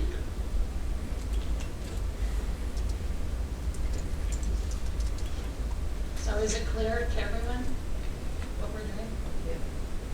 I didn't, so I'm not hearing that we want to, Director Dennard has thrown out the idea, but I'm not feeling any consensus on the grandfathering at this point, or direction. Right, I'm not comfortable with any of that. Okay. I have way too little information. Making a decision like this on the information we have would be irresponsible. Okay, thank you. With that, thank you for coming out tonight. There'll be further discussion. We'll move on to the item that was moved from 7B. Now we'll take 7B, which is the status of the district capital improvement project. Verbal report. Thank you, Chair. And what I'd like to do is ask Wayne to move this fairly briskly. The item here, even though there's a lot of information on the slides, it's the availability. That was my next question. Yeah. I mean, we're 3 hours into the meeting. We still have a closed session. Do we really want to? There's nothing we're deciding on this, right? Correct. The reason we're doing this is I've had a request from the Acorn to provide an update to them. So prior to providing the update to the Acorn, I wanted to make sure that the board have the information. Additionally, we're going to be briefing new elected officials in the next month or so, and a lot of their interest are the capital projects and the timing of them. So in addition, I didn't want to have that briefing and provide them information that the board didn't necessarily have.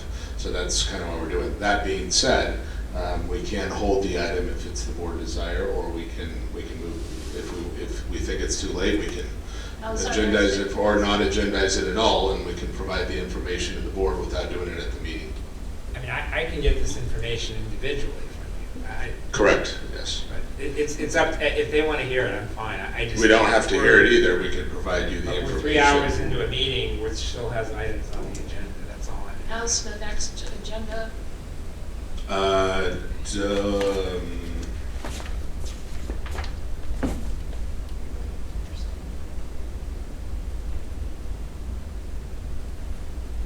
Medium. Any other public issues?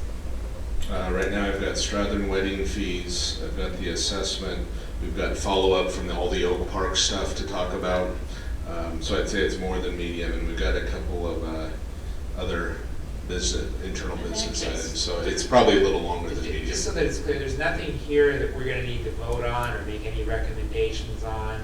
We don't have anybody from the public here to provide input. This is stuff we could just talk to you about individually. Yes. I'd be okay with that. I think that's probably a good idea. So you'll just update us individually? Correct, and then I will have the information to share with the community members that I need to share it with, yes. Okay. Yes, it's not a bad idea. Thank you, Wayne. Thank you. That was the fastest staff report I've had all year. Did we have any written communications? Staff does not have any written communication. I'll go to reports by board members. Director O'Brien. I was ill for most of the past 2 weeks, just with the COVID and then what felt like a cold. So I didn't really get out very much, but I did attend the Historical Society meeting. You were in Strathern? Yeah, the Historical Society meeting. And I have, where is it here? Okay. I mean, basically we talked about maintenance issues, the wall restoration, what do we have? We have the heaters, the Wood Branch barn heaters, which spew out all kinds of dirt when they turn on, so we have to do something about that. Sanding, painting, visitor center back door replacement, and upcoming events, and possibly a regular maintenance schedule and inspection schedule for everything, for the routine inspection of Strathern Historical Park. So that's what we had. That's all I've got, really. I'm glad you're feeling better. I'm feeling a lot better, but, you know. Director Gray, did you have anything? Yeah, I would just add quickly, saw most of you, Kate, I'm glad you're feeling better, but saw the rest of you at MLK Day. Disappointing we didn't get to do what we wanted, but Director Dennert, thanks for adding the levity of the golden trash picker-upper. What did you label it? Is that what it was called? It's a trash grabber, but yes. Okay. And the order of the golden trash grabber. That's right. I told my dad about that, and he was cracking up. But he says don't induct him into the collective. Other than that, I did want to give a shout out to Jeannie and everyone else who was at Strathern. Not this past Saturday, but the one before. My fiance and I did a walkthrough prior to our wedding, and I know Jeannie did that on an off day and put a lot of effort and work into it, and I appreciated that. It was very nice of her to walk through and share opinions and thoughts. And I will have plenty that I can share when we next discuss Strathern, my own personal experience with it. Other than that, that is all I have to share at this time. Sure. I have a number of things. I'm going to try to abbreviate them a little because of the hour, but part of that has to do with the fact that we're still here over 3 hours into the meeting. The first thing I want to comment on is I really appreciate in the January 7th edition of the Acorn, a very nice article on a rose ceremony. I guess I really love the photo with me and Mayor Thomas, but no, what I really appreciated about it is from my part of it and the part where it discussed what I had to say, it showed that, and I know the paper is read by many in the community, but it discussed what I have been trying to discuss for many meetings. I discussed it when I gave my statement at the oath ceremony, but the emphasis on how over the past 4 to 6 years, I have tried a movement toward transparency, whether it be through reducing the committees where 2 people were making decisions on behalf of 5, or whether it had to do with televised meetings, which I pushed for a long time, whether it had to do with things like, which Brian brought to our attention, but opening our parks for people who wanted to ride bicycles, and families, and scooters, things like that, improving our social media. It mentioned that, and it also emphasized what I've said all along. Even apart from that, when I came on the board, we inherited a situation which was a good park district, and I've always said that, and yet at our last meeting there was some pushback to that, implying that I didn't believe that when I've repeatedly said that and believed that. What I believe in strongly is the power of change and the power of improvement. And I'm proud of the things that I've pushed that to me has taken a good park district and has made it an even better park district. And I intend to continue to push that for as long as I'm on this board. But what's more important than that is I don't take any offense to the fact that when I leave this board, I think Brian Dennett will probably be here until he's 102, but whether it's Brian or Josh or other board members who come after me, I want them to come in here with new ideas and things that make it even better. When I leave this board, I want the stuff that I did to the old hat. I want the new energy and the new ideas and the idea that whatever condition the park district is left in when I leave this board, that after I leave, those people are going to make it even better. And the stuff that I brought to the attention and the things that we did to improve it are then a thing of the past, because it's always about being better. It's always about improving. I embrace that. I love that. I look for that, and I know in this community, I've always said it's about the power of the people. As long as we keep it to being the power of the people, we can always be better. So we were good when I started with this district. We're better now. And whatever the definition of good is when I leave this district, I want the board members that follow, the staff members that follow, the residents that live in this community. I embrace the idea and I enjoy the idea of I want them to make it even better. And to me, that's what this is all about. So I just wanted to stress that in response to some comments that were made at the last meeting. Now, in terms of things that I attended, Oak Park Committee, I do have a number of things to say about that. We were introduced to a new youth member whose name escapes me, but I have to say she seemed really sharp and energetic, and that was a really neat thing to see. I'll come back to that in a moment. There was a recommendation made, and we'll be discussing this, I'm assuming, at our future meeting regarding Oak Park for 3 sand volleyball courts. What was a little puzzling to me and what was a little disappointing, and I guess I'm glad I'm back on the committee for that, I would have liked to have seen that our staff had attempted to get direction on how enthusiastic they would be considering the budgetary considerations, and that wasn't really done. They were asked kind of not to consider that. They got into it a little bit, but that makes the recommendation less helpful, and for the amount of time they're giving us, I don't know that we got the full gist of what we needed to get from the committee on that issue. So I think in the future we just need to lay it all out there for them and then have them give us their opinion based on that. We didn't do that here. And that means that a lot of the discussion that took place and a lot of the time that was spent wasn't necessarily put to its best use. A couple of the committee members did allude to it, and so I appreciated that because at least it gives me some sense. I know Sherry did, and that was really appreciated.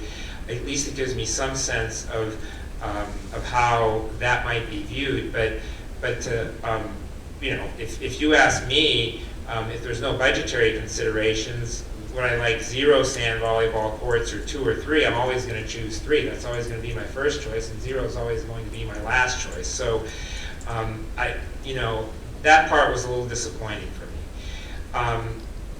In public comments, the pickleball court issue came up largely in terms of the striping, but to some extent the usage. I think it's inevitable. Certainly in Oak Park, but I believe in Simi Valley as well, that pickleball is still going to be an issue. I know it came up 3.5 years ago in Oak Park. It was a bit of a convoluted meeting that seemed somewhat slanted toward the tennis people, and I think because of that our decision may not have been as effective as it could have been, and it's always been clear to me that we were still going to have to deal with that, and I think we're still going to have to deal with the pickleball situation, certainly in Oak Park, but in Simi as well, and that was apparent from the public comments at the Oak Park Committee meeting. The other thing that I had wanted to have asked, and again, I'm assuming we'll discuss this at our February 1st meeting, Dan, or there'll be an agenda item, but how to handle the meetings after February 28th in Oak Park. And I'm not talking about the committee meetings. Clearly the committee meetings will have to be in person. I'm talking about our board meetings. And the one takeaway for me, there was a little bit of a mix in terms, well, I'll get to this in a minute, but it was, I believe it was after 10:30 by the time we got to this issue, which is a problem that I'll address in a moment. But there was some reluctance to even get into the issue at the time, but there was a little bit of a split on would it be better to have the meetings here with Zoom, or would it be better to have them in Oak Park? And in the end, it went toward, let's make sure they're on Zoom, and it had to do with one resident that said that's the only way that they can actually be part of the meetings is if they're on Zoom. So to me, I mean, it's something we're going to have to decide as a board, but for staff, I think we need to be looking at the idea that in some form, whether we're holding the meetings here or in Oak Park, they're going to have to continue to be on Zoom, or we're not giving the people what we have been giving them, and we're giving them less less ability to be part of the meeting. So whether it's a different location in Oak Park that allows us to do Zoom, it's frankly a more comfortable location because it's not just that the sound was bad, the lighting was bad, everything was bad about the location where we held the meetings before. But whether we hold the meetings here at this facility or somewhere else in Oak Park, we're going to need to have that Zoom capability based on the comments that were made. And then, to me, the most compelling part of the meeting came at the end when, I think rightfully so, because it's not just a problem with the Oak Park committee meetings, but it's really become a problem with our board meetings as well. But they're going a very long time. We're having meetings that are lasting 3.5, 4 hours, both in terms of our board meetings and in terms of the in the Oak Park committee meetings. And a couple of the Oak Park committee members rightfully expressed frustration with that, which, you know, I've expressed to Dan at times. I mean, look, I'll if I have to, I'll sit here till midnight. I just don't know that it's productive to do that. You know, people, it's a natural tendency for human beings to start getting tired after a couple hours of being part of a meeting. But what also happens is, if we are about transparency, if we are about being here for the people, we don't want to start losing them. Whether it's a discussion of BMX where you have youth there, for this past Oak Park committee meeting, we finally have an Oak Park Youth Council member, and they leave the meeting halfway through because they have to do their homework. And so to me, one example, the informational item that Wayne was going to present tonight, that doesn't really need to be part of a board meeting. And if it is going to be part of a board meeting, we need to agendize that after the things that we're voting on, after the things where the public is putting input, because otherwise you're losing your public, you're losing the people from whom you want to receive that input. And it really was well put by 2 or 3 of the Oak Park committee members. You know, Richard is, I saw the original, I saw the rerun, and the presentations were great on social media, Richard, they really were. But, you know, that's the type of thing, it's something that can be recorded and made available to everyone. You know, maybe once or twice a year we have like, separate from our regular board meetings, informational presentations or something like that. But when you have items that aren't of the immediate interest of the public or the audience to which you're making decisions for, and they're taking away from their ability, or, you know, they're expressing frustration. I don't want to discuss this now. It's 10:30. Why wasn't that item put later in the agenda, or why was it on the agenda at all? It's a legitimate point. We have become, I think, and it's a really good thing, we have become a true policy-making board. We have become a board that is truly there for the people, but we need to consider that when we're putting our agendas together as well.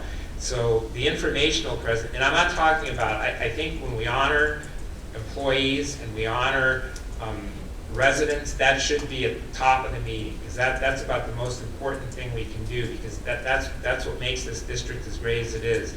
But when it comes to informational presentations, where it's not items that we're voting on, where it's not items where we're affecting change, we need to understand that our meetings are going on a really long time now, and we lose people when that happens. And we were losing people in the Oak Park committee. We lost our youth council member halfway through the meeting at our first meeting, and that really is not the way that we should be doing business. And then finally, I do want to talk about the MLK Day of Service. So appreciative to our staff for putting this together. We've got a great thing going. We've had trouble with rain the last couple of years, this year even more so than last time. I think the only suggestion I would make is maybe we need to incorporate an indoor activity or something in case this happens again. I know the problem with that is if most people are like me, if they're gonna do some service, they wanna do it outdoors in this great community, and I get it. But I think as a fallback, or maybe in addition to, something indoors so that we don't lose the entire event. But just a great job by everyone involved from the staff, and I know I know Richard and Nikki and Zach and others. I'm probably leaving out names who really did a lot, and really appreciate them. Really appreciate all of the people who volunteered but didn't get a chance to serve in the way they wanted, because to me, the fact that they wanted to do it, and the fact that this event really has potential to grow is important. And again, I commend Director Dennert for coming up with such a great idea.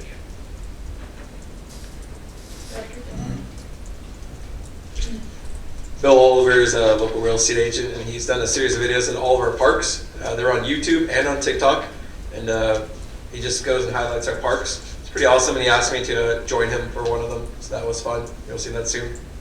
Dan, for the Oak Park Committee meeting, did I hear you say that you might get a rundown in a future meeting about that? Yeah, well, the protocol has been, because their meeting's on Thursday night, I have to get the agenda out the next morning, so we don't have time to do the follow-up. So what we've been doing is doing the follow-up from the Oak Park meeting and the meeting after the one immediately after. So we will have a full report as a part of your meeting on February 1st. So I'll keep it short and discuss it in more detail at that point. I want to thank Sherry for being on our Zoom tonight and being able to provide input when needed, and also for learning. I appreciate your time and you doing that. I did bring up the Oak Park budget, and my goal is to make sure it's long-term sustainability to provide for the needs of the community. And we'll talk about that in the future. And I did briefly, we had a brief discussion about if they want to be their own park district or remain a part of the park district. And the overwhelming feeling, I would say that the conversation was quick, was they want to be a part of the park district, which means that we got to make sure that we have a sustainable budget to meet the needs of everyone involved. But I got that quick feedback that they do value being a part of our park district. For the MLK Day of a service, I appreciate our staff being flexible and not just canceling altogether. It might not have been exactly what we wanted, but it was better than nothing. So I appreciate the flexibility and creativity involved in that. I think it's relevant because Justin Bieber filmed a video at Corriganville, one of his latest albums. There's an interlude with an excerpt from a Martin Luther King speech I really like, and I suggest listening to it. It's about bravery. And if you're not acting with bravery, you could go on for a long time, but you might as well already be dead. You gotta live your life to the fullest, and I'm gonna try to do that more myself. For some of our service projects, our staff put in a lot of time planning them out, and only a suggestion. We have Earth Day, and I know the planning's already been involved with that, but maybe one or two of those service projects could be incorporated as a part of Earth Day, so we still get the work done, since we already planned for that. And some of the same groups might be involved. After the ceremony that we had in the morning, I went with a small group of young people that my daughter organized her friends, and we cleaned up some trash. And that's the Order of the Golden Trash Grabber. Janine from the Trailblazers now has one. And we gave out one at the ceremony. Because these parks belong to people, and I want them to have an investment in protecting them. How many of these things are there? Do I need to be on the lookout or something? I have a whole can of spray paint, but I only made a couple. So we're good. I know, Dan, in your report you might mention the upcoming city council meeting and building the bike park, or the bike park. Is that okay? And then Ed, I want to notice that you're wearing green and khaki tonight, and I appreciate it. There might be a little bit maroon in there, but I like that jacket.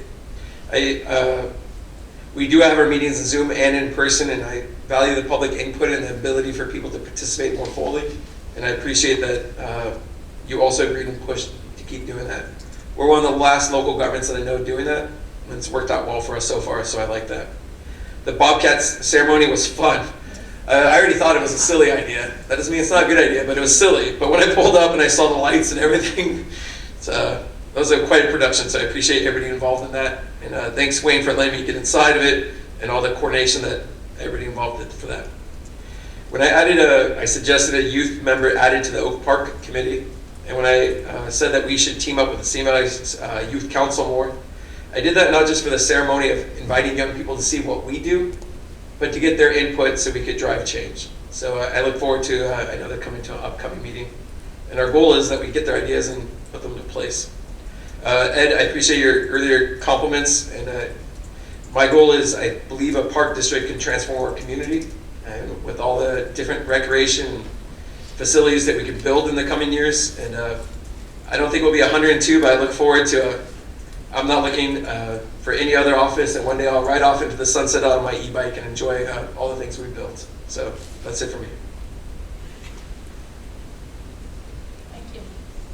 I had the committee meeting started with Director O'Brien, and I thought I always sit in on the city's, the Chamber's Economic Development Committee, and you get a lot of information about what is happening, and the new buildings that are here on Temple on the east side.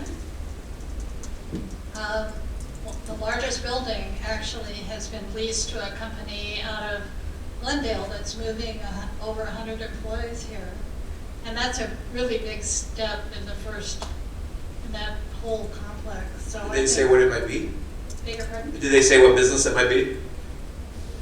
It's 4-H something, the name of it. It's out of, but anyway, that, and also that our housing element is about ready to be approved by the state.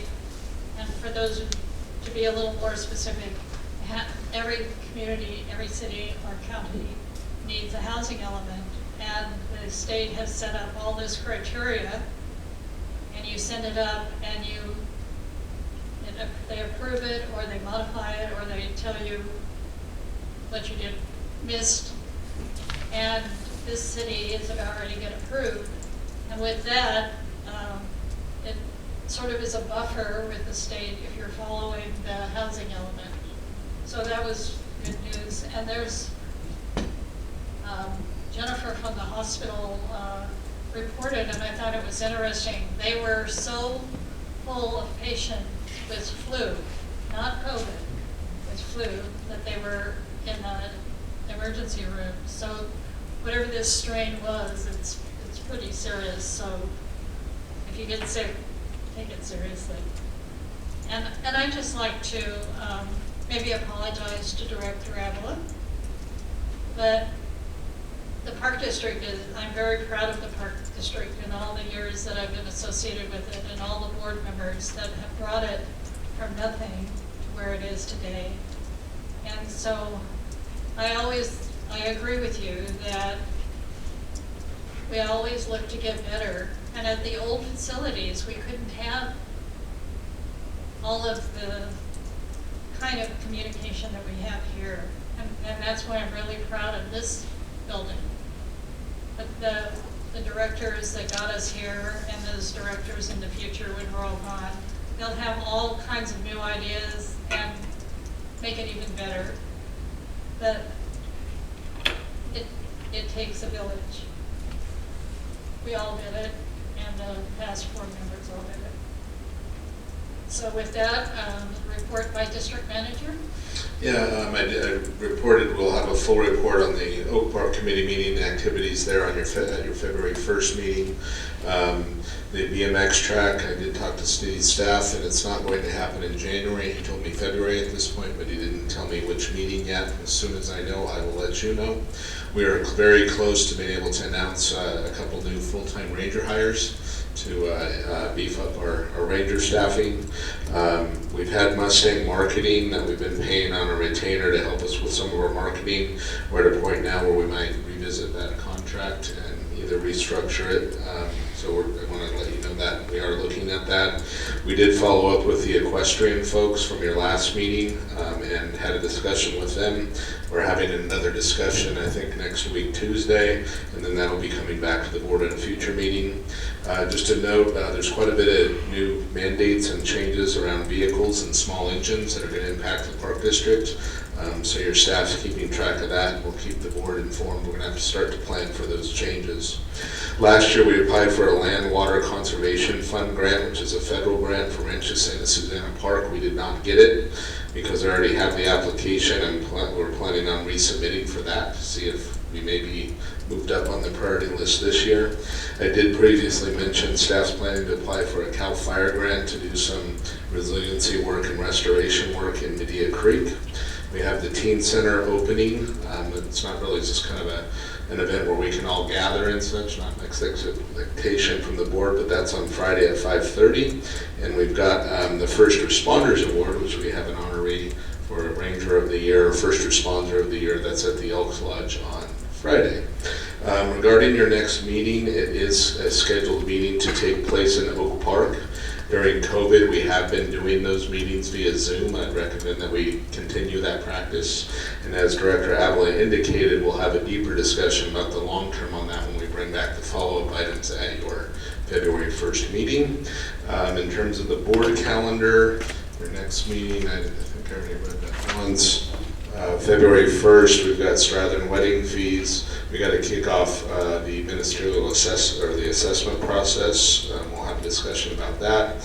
An issue with a change to policy for the bargaining unit.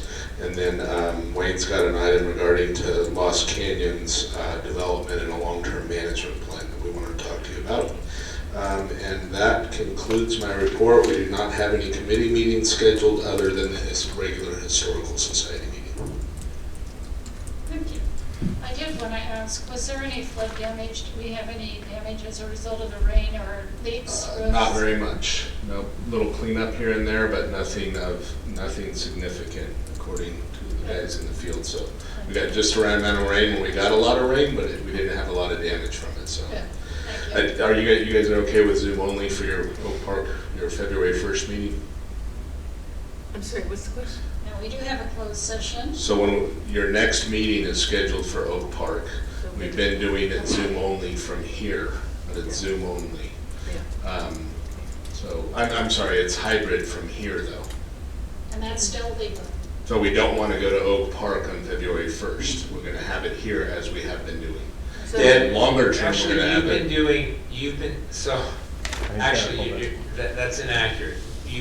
Oak Park meetings have been strictly Zoom, the ones dedicated to Oak Park. So the question is, on the February 1, do we still want to do it strictly Zoom, or do we want to do it where we can be here and Zoom? And then on February 1 and beyond, we're going to have to make the decision on how we handle the first meeting in May, which will have to be in person somewhere, and hopefully will be on Zoom. Thank you, Director Avila. That is correct.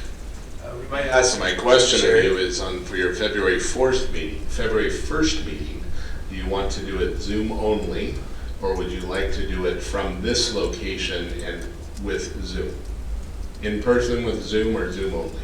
Dan, can we ask Sherry if she has any input on that? I think they would, yeah.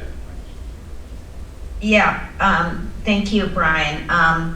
Yeah, I think that we did discuss it very briefly. As somebody said, it was at the very end of our meeting.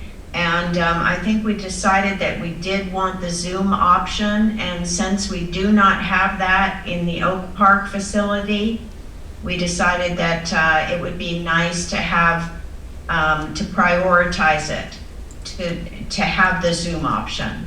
So, so I guess you'd have it there in Simi Valley. At least that would be our recommendation.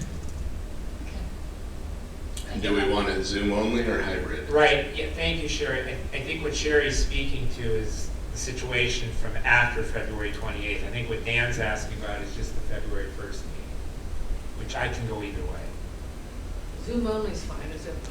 That's what we have been doing. Director Avila corrected me, but so we'll be consistent with what we're doing. Your February 1st meeting will be Zoom only. And from here, No, wherever you want. wherever we are. Okay. Probably, yeah, it would be from Zoom only, so it wouldn't be here. We wouldn't have the room set up here or anything. Okay. Right. Good? Yeah, I'm fine. Thank you. So now we'll go into closed session. Would you like me to read the closed session announcement? Alex, and if you can ensure we're not being recorded or... Well, first I have to read the announcement. Yeah, I understand. Okay. So, closed session pursuant to Government Code Section 54956.95. The claimant is Cindy Bluebow, and the agency claimed against is Rancho Simi Recreation and Park District. There you go. We're back in session. The direction of the board. The board in closed session has decided to accept the claim of Cindy Bluebow. Thank you. Is there any further business? Is there a motion to adjourn? I'll make that motion. Doesn't require a motion. Adjournment does not require a motion. Okay.